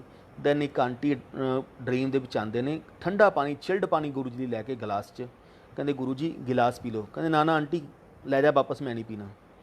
दैन 1 या 2 मिनट बाद गुरु जी उठते हैं अपने आसन तो, अपने गोडियां दे भार बैठते हैं और उठ के बिल्कुल छत नूं छू लेंदे ने, छत नूं हवा दे विच जांदे ने और जिथे तक स्टेयर्स बनिया हुई ने उत्थे तक गुरु जी 2 राउंड लेंदे ने।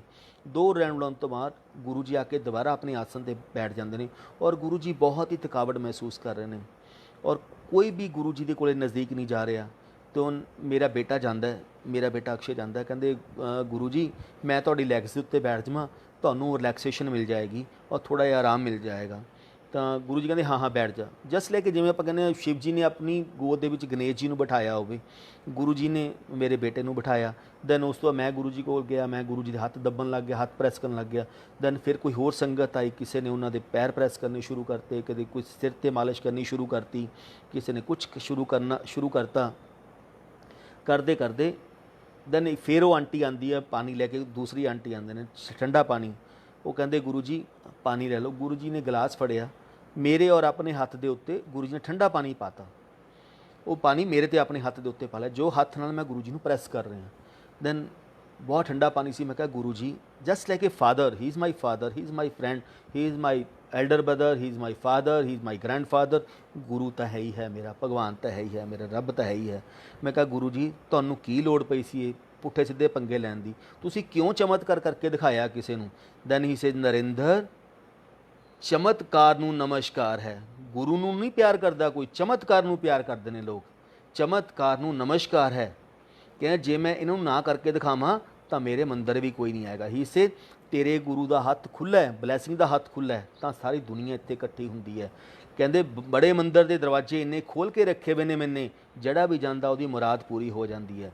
ਕਹਿੰਦੇ ਤੇਰੇ ਗੁਰੂ ਨੇ ਪਤੰਗ ਦੀਆਂ ਡੋਰਾਂ ਖੁੱਲੀਆਂ ਛੱਡੀਆਂ ਪਈਆਂ ਨੇ। ਕਹਿੰਦੇ ਜਿੱਦਣ ਮੈਂ ਤੁਨਕਾ ਮਾਰੂੰਗਾ ਨਾ ਉਦਣ ਗੁਰੂ ਪਤਾ ਲੱਗੂ ਕੀ ਚੀਜ਼ ਹੈ। ਕਹਿੰਦੇ 1 ਮਹੀਨੇ ਲਈ ਮੈਂ ਆਪਣੀ ਮੁੱਠੀ ਨੂੰ ਬੰਦ ਕਰ ਲਵਾਂ, ਕੰਟਰੋਲ ਕਰ ਲਵਾਂ। ਕਹਿੰਦੇ ਕਿਸੇ ਨੇ ਬੜੇ ਮੰਦਰ ਦੀ ਦੇੜੀ ਵੀ ਨਹੀਂ ਚੜ੍ਹਨਾ। ਕਹਿੰਦੇ ਕਿਉਂ? ਲੋਕ ਮੇਰੇ ਤੋਂ ਮੰਗਣ ਲਈ ਆਉਂਦੇ ਨੇ, ਮੈਨੂੰ ਮਿਲਣ ਲਈ ਨਹੀਂ ਆਉਂਦੇ। ਹੀ ਸੇਡ ਗੁਰੂਆਂ ਨੂੰ ਮਿਲਣ ਲਈ ਉੱਥੇ ਜਾਇਆ ਕਰੋ, ਚੀਜ਼ਾਂ ਮੰਗਣ ਲਈ ਨਾ ਜਾਇਆ ਕਰੋ। ਜਿਹਨੂੰ ਗੁਰੂ ਮਿਲ ਗਿਆ, ਤੁਸੀਂ ਜਦੋਂ ਗੁਰੂ ਜੀ ਨੂੰ ਮਿਲਣ ਲਈ ਜਾਓਗੇ, ਗੁਰੂ ਜੀ ਤੁਹਾਡੇ ਹਰ ਇੱਕ ਚੀਜ਼ ਦਾ ਤੁਹਾਡਾ ਧਿਆਨ ਖੁਦ ਰੱਖਦੇ ਨੇ। ਤੋਂ ਇਸ ਲੋਟੀ ਗੁਰੂ ਜੀ ਕਿਸ ਵਕਤ ਆਪਾਂ ਇਹ ਸੋਚਦੇ ਹਾਂ ਸ਼ਾਇਦ ਗੁਰੂ ਜੀ ਚਲੇ ਗਏ, ਗੁਰੂ ਜੀ ਕਿਤੇ ਨਹੀਂ ਗਏ ਹੈਗੇ। ਗੁਰੂ ਜੀ ਅੱਜ ਪਹਿਲਾਂ ਵੀ ਇੱਥੇ ਸੀ ਅਤੇ ਗੁਰੂ ਜੀ ਹੁਣ ਵੀ ਇੱਥੇ ਸੀ, ਲੇਕਿਨ ਗੁਰੂ ਜੀ ਦਾ ਆਪਣਾ ਸੰਗਤ ਦੇ ਨਾਲ ਜੋੜਨ ਦਾ ਤਰੀਕਾ ਬਿਲਕੁਲ ਡਿਫਰੈਂਟ ਹੈ। ਕਿਸ ਵਕਤ ਜੋੜਨਾ ਉਹਨਾਂ ਨੇ, ਉਹ ਸਿਰਫ ਗੁਰੂ ਜੀ ਜਾਣਦੇ ਨੇ, ਹੋਰ ਕੋਈ ਨਹੀਂ ਜਾਣਦਾ। ਦੈਨ ਸੇਮ 2003 ਜਾਂ 2004 ਦੇ ਵਿੱਚ ਗੁਰੂ ਜੀ ਦੇ ਪਿਤਾ ਜੀ ਬਿਮਾਰ ਹੋਏ। ਮੈਂ ਅਹਿਮਦਗੜ੍ਹ ਇੱਥੇ ਲੁਧਿਆਣੇ ਤੋਂ ਮੈਂ ਡੇਲੀ ਦੁੱਗਰੀ ਜਾਂਦਾ ਸੀ। ਗੁਰੂ ਜੀ ਮੇਰਾ ਫੋਨ ਆਇਆ, ਕਹਿੰਦੇ ਨਰਿੰਦਰ ਬਾਪੂ ਜੀ ਨੂੰ ਦਿਖਾ ਕੇ ਲੈ ਕੇ ਆ, ਬਾਪੂ ਜੀ ਬਿਮਾਰ ਹੋ ਗਏ। ਮੈਂ ਕਿਹਾ ਗੁਰੂ ਜੀ ਮੈਂ ਕੰਮ ਕਰਦਾ, ਬਾਪੂ ਜੀ ਨੂੰ ਲੁਧਿਆਣੇ ਲੈ ਆਉਣਾ ਔਰ ਮੈਂ ਇੱਥੇ ਬੜੇ ਕਿਸੇ ਡਾਕਟਰ ਨੂੰ ਦਿਖਾ ਦਿੰਦਾ। ਹੀ ਸੇ ਨਹੀਂ ਮਲੇਰਕੋਟਲੇ ਹੀ ਆਪਾਂ ਕਿਸੇ ਡਾਕਟਰ ਨੂੰ ਦਿਖਾਉਣਾ। ਕਿਉਂ? ਉਹਨਾਂ ਨੇ ਸੰਗਤ ਨੂੰ ਬਲੈਸ ਵੀ ਕਰਨਾ ਹੈ ਔਰ ਆਪਣੇ ਨਾਲ ਵੀ ਜੋੜਨਾ ਹੈ। ਕਿ ਸੰਗਤ ਦਾ ਟਾਈਮ ਕਿਸ ਵਕਤ ਆਉਣਾ ਉਹ ਸਿਰਫ ਗੁਰੂ ਜੀ ਜਾਣਦੇ ਨੇ। ਅਸੀਂ ਮਲੇਰਕੋਟਲੇ ਗਏ, ਪਤਾ ਕੀਤਾ ਵੀ ਡਾਕਟਰ ਕੌਣ, ਸਭ ਤੋਂ ਬੈਸਟ ਡਾਕਟਰ ਕੌਣ ਹੈ। ਦੈਨ ਕਿਸੇ ਨੇ ਬੋਲਿਆ ਇੱਕ ਤੁਸੀਂ ਸਿਵਲ ਹਸਪੀਟਲ ਜਾਓ, ਡਾਕਟਰ ਗੁਰਵਿੰਦਰ ਹੈ, ਉਹ ਇਸ ਸਮੇਂ ਬਹੁਤ ਜ਼ਿਆਦਾ ਪਹੁੰਚੇ ਹੋਏ ਨੇ, ਬਹੁਤ ਚੰਗੇ ਨੇ। ਅਤੇ ਜਦੋਂ ਹੀ ਗੁਰੂ ਜੀ ਕੋਲ ਉੱਥੇ ਗਏ, ਡਾਕਟਰ ਸਾਹਿਬ ਨੂੰ ਦਿਖਾਇਆ ਸਿਵਲ ਹਸਪੀਟਲ ਜਾ ਕੇ, ਉਹਨਾਂ ਨੂੰ ਕਿਹਾ ਡਾਕਟਰ ਸਾਹਿਬ ਜੋ ਮਰਜ਼ੀ ਫੀਸ ਹੋਵੇ ਤੁਸੀਂ ਉਹ ਲੈ ਲਿਓ, ਲੇਕਿਨ ਸਾਡੇ ਗੁਰੂ ਜੀ ਦੇ ਫਾਦਰ ਨੇ, ਪਲੀਜ਼ ਥੋੜ੍ਹਾ ਚੰਗੀ ਤਰ੍ਹਾਂ ਦੇਖ ਲਓ।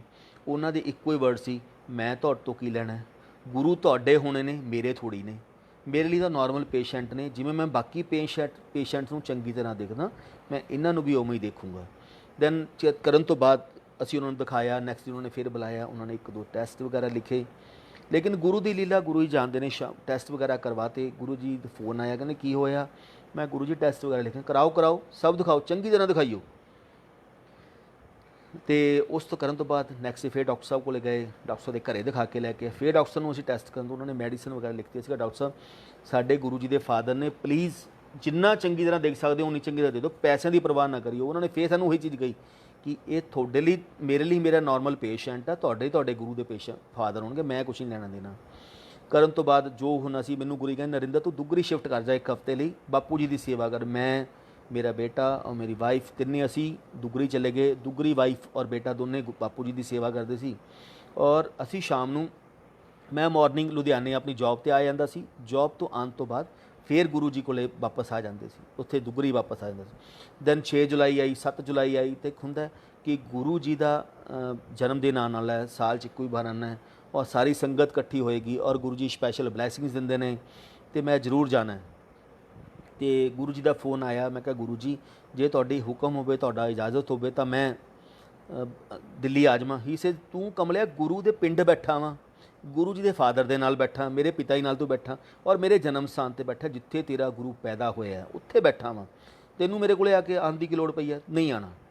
ਤਾਂ ਇਹਨਾਂ ਨੂੰ ਬਹੁਤ ਹੀ ਬੁਰਾ ਲੱਗਿਆ ਕਿ ਨਹੀਂ ਗੁਰੂ ਜੀ ਨੇ ਜਨਮ ਦਿਨ 'ਤੇ ਨਹੀਂ ਬੁਲਾਇਆ ਹੈਗਾ। ਫਾਈਨਲੀ ਰਾਤ ਨੂੰ 6 ਜੁਲਾਈ ਨੂੰ ਰਾਤ ਨੂੰ 12:30 ਵਜੇ ਗੁਰੂ ਜੀ ਦਾ ਫੋਨ ਆਇਆ ਲੈਂਡਲਾਈਨ ਦੇ ਉੱਤੇ। ਕਹਿੰਦੇ ਨਰਿੰਦਰ ਇੱਕ ਕੰਮ ਕਰ, ਤੂੰ ਡਿੰਪਲ ਆਂਟੀ ਦੇ ਅਕਸ਼ੇ ਅਤੇ ਇੱਕ ਕੰਮ ਕਰੋ, ਦਿੱਲੀ ਆ ਜਾਓ ਮੇਰੇ ਜਨਮ ਦਿਨ 'ਤੇ, ਜਾਂ ਬਲੈਸ ਕਰਤਾ। ਉਸ ਤੋਂ ਬਾਅਦ ਗੁਰੂ ਜੀ ਨੇ ਆਏ, ਬਾਪੂ ਜੀ ਦਾ ਹਾਲ ਚਾਲ ਪੁੱਛਿਆ ਅਤੇ ਵਾਪਸ ਲੁਧਿਆਣੇ ਚਲੇ ਗਏ। ਕਹਿੰਦੇ ਨਹੀਂ ਬਾਪੂ ਠੀਕ ਨੇ ਹੁਣ। ਥੋੜ੍ਹੇ ਦਿਨ ਬਾਅਦ 10 ਤੋਂ 15 ਦਿਨ ਬਾਅਦ ਗੁਰੂ ਜੀ ਦਾ ਫੋਨ ਆਇਆ, ਕਹਿੰਦੇ ਨਰਿੰਦਰ ਜਾ ਕੇ ਡਾਕਟਰ ਸਾਹਿਬ ਨੂੰ ਸਤਸੰਗ ਸੁਣਾ ਕੇ ਆ। ਮੈਂ ਕਿਹਾ ਗੁਰੂ ਜੀ ਉਹ ਤੁਹਾਨੂੰ ਨਹੀਂ ਮੰਨਦਾ ਹੈਗਾ। ਹੀ ਸੇ ਤੂੰ ਆਪਣਾ ਕੰਮ ਕਰ, ਮੈਂ ਆਪਣਾ ਕੰਮ ਕਰਨਾ ਹੈ। ਕਿਉਂ? ਗੁਰੂ ਜੀ ਨੇ ਉਹਨਾਂ ਨੂੰ ਬਲੈਸ ਵੀ ਕਰਨਾ ਵੈ, ਉਹਨਾਂ ਨੂੰ ਨਾਲ ਵੀ ਜੋੜਨਾ ਹੈ, ਆਪਣੀ ਸੰਗਤ 'ਚ ਵੀ ਐਂਟਰੀ ਕਰਵਾਉਣੀ ਹੈ। ਹੀ ਸੇ ਤੂੰ ਆਪਣਾ ਕੰਮ ਕਰ, ਮੈਂ ਆਪਣਾ ਕੰਮ ਕਰਦਾ। ਮੈਂ ਕਿਹਾ ਗੁਰੂ ਜੀ ਮੈਂ ਕਿਵੇਂ ਕਰਾਂ? ਉਹ ਨਹੀਂ ਸੁਣਦਾ ਹੈਗਾ। ਹੀ ਸੇ ਤੂੰ ਆਪਣਾ ਕੰਮ ਕਰਨਾ, ਤੂੰ ਫੋਨ ਕਰ ਵੀ, ਮੈਂ ਗੱਲ ਕਰਨੀ ਹੈ। ਮੈਂ ਕਰਨ ਤੋਂ ਡਾਕਟਰ ਸਾਹਿਬ ਤੋਂ ਫੋਨ ਕੀਤਾ, ਉਹਨਾਂ ਨੇ ਟੋਟਲੀ ਮਨਾ ਕਰਤਾ ਕਿ ਮੇਰੇ ਕੋਲ ਟਾਈਮ ਹੈ ਨਹੀਂ। ਦੈਨ ਮਲੇਰਕੋਟਲੇ ਮੈਂ ਆਪਣੇ ਫਾਦਰ ਇਨ ਲਾਅ ਨੂੰ ਭੇਜਿਆ ਅਤੇ ਬਾਕੀ 1-2 ਬੰਦਿਆਂ ਨੂੰ ਹੋਰ ਕਿਹਾ। ਦੈਨ ਫਾਈਨਲੀ ਉਹਨਾਂ ਨੇ ਮੈਨੂੰ ਟਾਈਮ ਦਿੱਤਾ 3 ਤੋਂ ਲੈ ਕੇ 4 ਵਜੇ ਤੱਕ ਦਾ। ਕੀ ਸੇ ਜੀ ਮੈਂ 2:30 ਵਜੇ ਆਉਣਾ ਸਿਵਲ ਹਸਪੀਟਲ ਤੋਂ, ਮੈਂ ਆ ਕੇ ਥੋੜ੍ਹਾ ਰੈਸਟ ਕਰਦਾ, ਫਿਰ ਮੈਂ ਲੰਚ ਕਰਦਾ, ਫਿਰ ਮੈਂ ਰੈਸਟ ਕਰਦਾ। ਰੈਸਟ ਕਰਨ ਤੋਂ ਬਾਅਦ 4 ਵਜੇ ਮੈਂ ਦੁਬਾਰਾ ਪੇਸ਼ੈਂਟ ਦੇਖਦਾ ਆਪਣੇ ਘਰੇ ਪ੍ਰਾਈਵੇਟ। ਮੈਂ ਉਹਨਾਂ ਨੂੰ ਰਿਕੁਐਸਟ ਕਰਨ ਤੋਂ ਹੀ ਸੇ 3 ਤੋਂ 4 ਮੈਂ ਰੈਸਟ ਨਹੀਂ ਕਰੂੰਗਾ, मैं सिर्फ ਤੁਹਾਡੇ ਲਈ ਟਾਈਮ ਰੱਖ ਦੂੰਗਾ। ਅਸੀਂ ਇਹ ਵੀ ਕਿਹਾ ਡਾਕਟਰ ਸਾਹਿਬ ਜਿੰਨੇ ਪੈਸੇ ਹੋਣਗੇ ਤੁਹਾਨੂੰ ਅਸੀਂ ਉਨੇ ਪੈਸੇ ਦੇਣਾ। ਹੀ ਸੇਜ਼ ਨਹੀਂ ਪੈਸੇ ਨਹੀਂ ਤੁਸੀਂ, ਲੇਕਿਨ 1 ਘੰਟੇ ਤੋਂ ਬਾਅਦ ਮੈਂ ਤੁਹਾਨੂੰ 1 ਮਿੰਟ ਨਹੀਂ ਦਊਂਗਾ। ਅਸੀਂ ਮੇਰੇ ਖਿਆਲ 2:30 ਤੇ ਉਹਨਾਂ ਦੇ ਸਿਵਲ ਹਸਪੀਟਲ ਆਉਣ ਤੋਂ ਪਹਿਲਾਂ ਹੀ ਅਸੀਂ ਉਹਨਾਂ ਦੇ ਘਰ ਦੇ ਬਾਹਰ ਬੈਠੇ ਸੀ। ਜੁਲਾਈ ਦੇ ਵਿੱਚ ਵੀ ਦੇਖਿਆ ਜਾਵੇ ਤਾਂ ਸਮਰ 'ਚ ਗਰਮੀ ਪੂਰੀ ਹੁੰਦੀ ਹੈ, ਅਸੀਂ ਉਹਨਾਂ ਦੇ ਬਾਹਰ ਬੈਠੇ ਰਹੇ ਔਰ ਡਾਕਟਰ ਸਾਹਿਬ ਨੇ ਆਪਣਾ ਰੈਸਟ ਕੀਤਾ, ਆਪਣਾ ਲੰਚ ਕੀਤਾ। 3 ਵਜੇ ਉਹਨਾਂ ਨੇ ਸਾਨੂੰ ਗੇਟ ਖੋਲ੍ਹਿਆ, ਨਾ ਪਾਣੀ ਨਾ ਕੁਛ ਹੋਰ। ਐਜ ਆਪਾਂ ਸੋਚ ਲੈਂਦੇ ਹਾਂ ਕਿ ਕੋਈ ਆਪਾਂ ਨੂੰ ਵੈਸੇ ਹੀ ਮਿਲਣ ਨਹੀਂ ਆਉਂਦਾ ਤਾਂ ਵੀ ਆਪਾਂ ਪਾਣੀ ਪਿਲਾ ਦਿੰਦੇ ਹਾਂ, ਉਹਨਾਂ ਨੇ ਪਾਣੀ ਤੱਕ ਵੀ ਨਹੀਂ ਪੁੱਛਿਆ। 3 ਵਜੇ ਉਹਨਾਂ ਦੇ ਅਸੀਂ ਜਿੱਥੇ ਉਹ ਪੇਸ਼ੈਂਟ ਨੂੰ ਦੇਖਦੇ ਹਾਂ ਅਸੀਂ ਉਸ ਰੂਮ 'ਚ ਆ ਕੇ ਬੈਠੇ। ਮੈਂ ਆਪਣਾ ਸਤਸੰਗ ਕਰਨਾ ਸ਼ੁਰੂ ਕੀਤਾ ਕਿ ਗੁਰੂ ਜੀ ਇਸ ਲੋੜ ਨੇ, ਗੁਰੂ ਜੀ ਨੇ ਇਸ ਲੋੜ ਬਲੈਸਿੰਗ ਦਿੱਤੀ ਹੈ। ਦੈਨ ਅਰਾਊਂਡ 3:30 ਵਜੇ 3:15 ਵਜੇ ਹੀ ਸੇਜ ਨਰਿੰਦਰ ਜੀ ਕੋਈ ਸੁਪਰ ਪਾਵਰ ਨਹੀਂ ਹੁੰਦੀ, ਕੋਈ ਗੋਡ ਨਹੀਂ। ਆਉਣ ਵਾਲੇ 50 ਸਾਲਾਂ ਬਾਅਦ 100 ਸਾਲਾਂ ਬਾਅਦ ਜਿਹਨੂੰ ਆਪਾਂ ਸੁਪਰ ਪਾਵਰ ਕਹਿੰਦੇ ਹਾਂ ਇਹ ਸਾਰੀ ਸਾਇੰਸ ਦੇ ਅੰਡਰ ਹੋਏਗੀ, ਮੈਡੀਕਲ ਦੇ ਅੰਡਰ ਹੋਏਗੀ। ਮੈਂ ਕਿਹਾ ਡਾਕਟਰ ਸਾਹਿਬ ਬਿਲਕੁਲ ਸਹੀ ਹੈ, ਤੁਹਾਡੀ ਗੱਲ ਬਿਲਕੁਲ ਸਹੀ ਗੱਲ ਹੈ, ਲੇਕਿਨ ਮੈਂ ਆਪਣਾ ਸਤਸੰਗ ਸੁਣਨਾ, ਤੁਸੀਂ ਮੇਰੇ 10 ਮਿੰਟ ਵੇਸਟ ਕਰਤੇ, ਤੁਹਾਨੂੰ ਮੈਨੂੰ 1 ਘੰਟਾ ਪੂਰਾ ਸਤਸੰਗ ਸੁਣਨਾ ਪੈਣਾ। 4:10 ਤੱਕ ਆਪਾਂ ਸਤਸੰਗ ਕਰਨਾ। ਕਿਉਂ? ਮੈਨੂੰ ਗੁਰੂ ਜੀ ਦਾ ਇੱਕੋ ਹੀ ਹੁਕਮ ਹੈ 1 ਘੰਟਾ ਸਤਸੰਗ ਪੂਰਾ ਕਰਕੇ ਆਉਣਾ। ਔਰ 4:10 ਤੱਕ ਅਸੀਂ ਸਤਸੰਗ ਕਰਦੇ ਰਹੇ। ਸਤਸੰਗ ਕਰਦੇ ਕਰਦੇ ਫਿਰ ਫਾਈਨਲੀ 4:15 ਵਜੇ ਹੀ ਸੇ ਕਿ ਮੇਰੇ ਬਾਹਰ ਪੇਸ਼ੈਂਟ ਬੈਠੇ ਨੇ, ਹੁਣ ਤੁਸੀਂ ਜਾਓ। ਅਸੀਂ ਲੋਕ ਆ ਗਏ। ਜਦੋਂ ਮੈਂ ਬਾਹਰ ਔਕਟਾਏ ਪੋਸਟ 'ਤੇ ਪਹੁੰਚਿਆ ਲੁਧਿਆਣੇ ਵਾਲੇ ਰੋਡ 'ਤੇ, ਗੁਰੂ ਜੀ ਦਾ ਫਿਰ ਫੋਨ ਆ ਗਿਆ, ਹਾਂ ਸਤਸੰਗ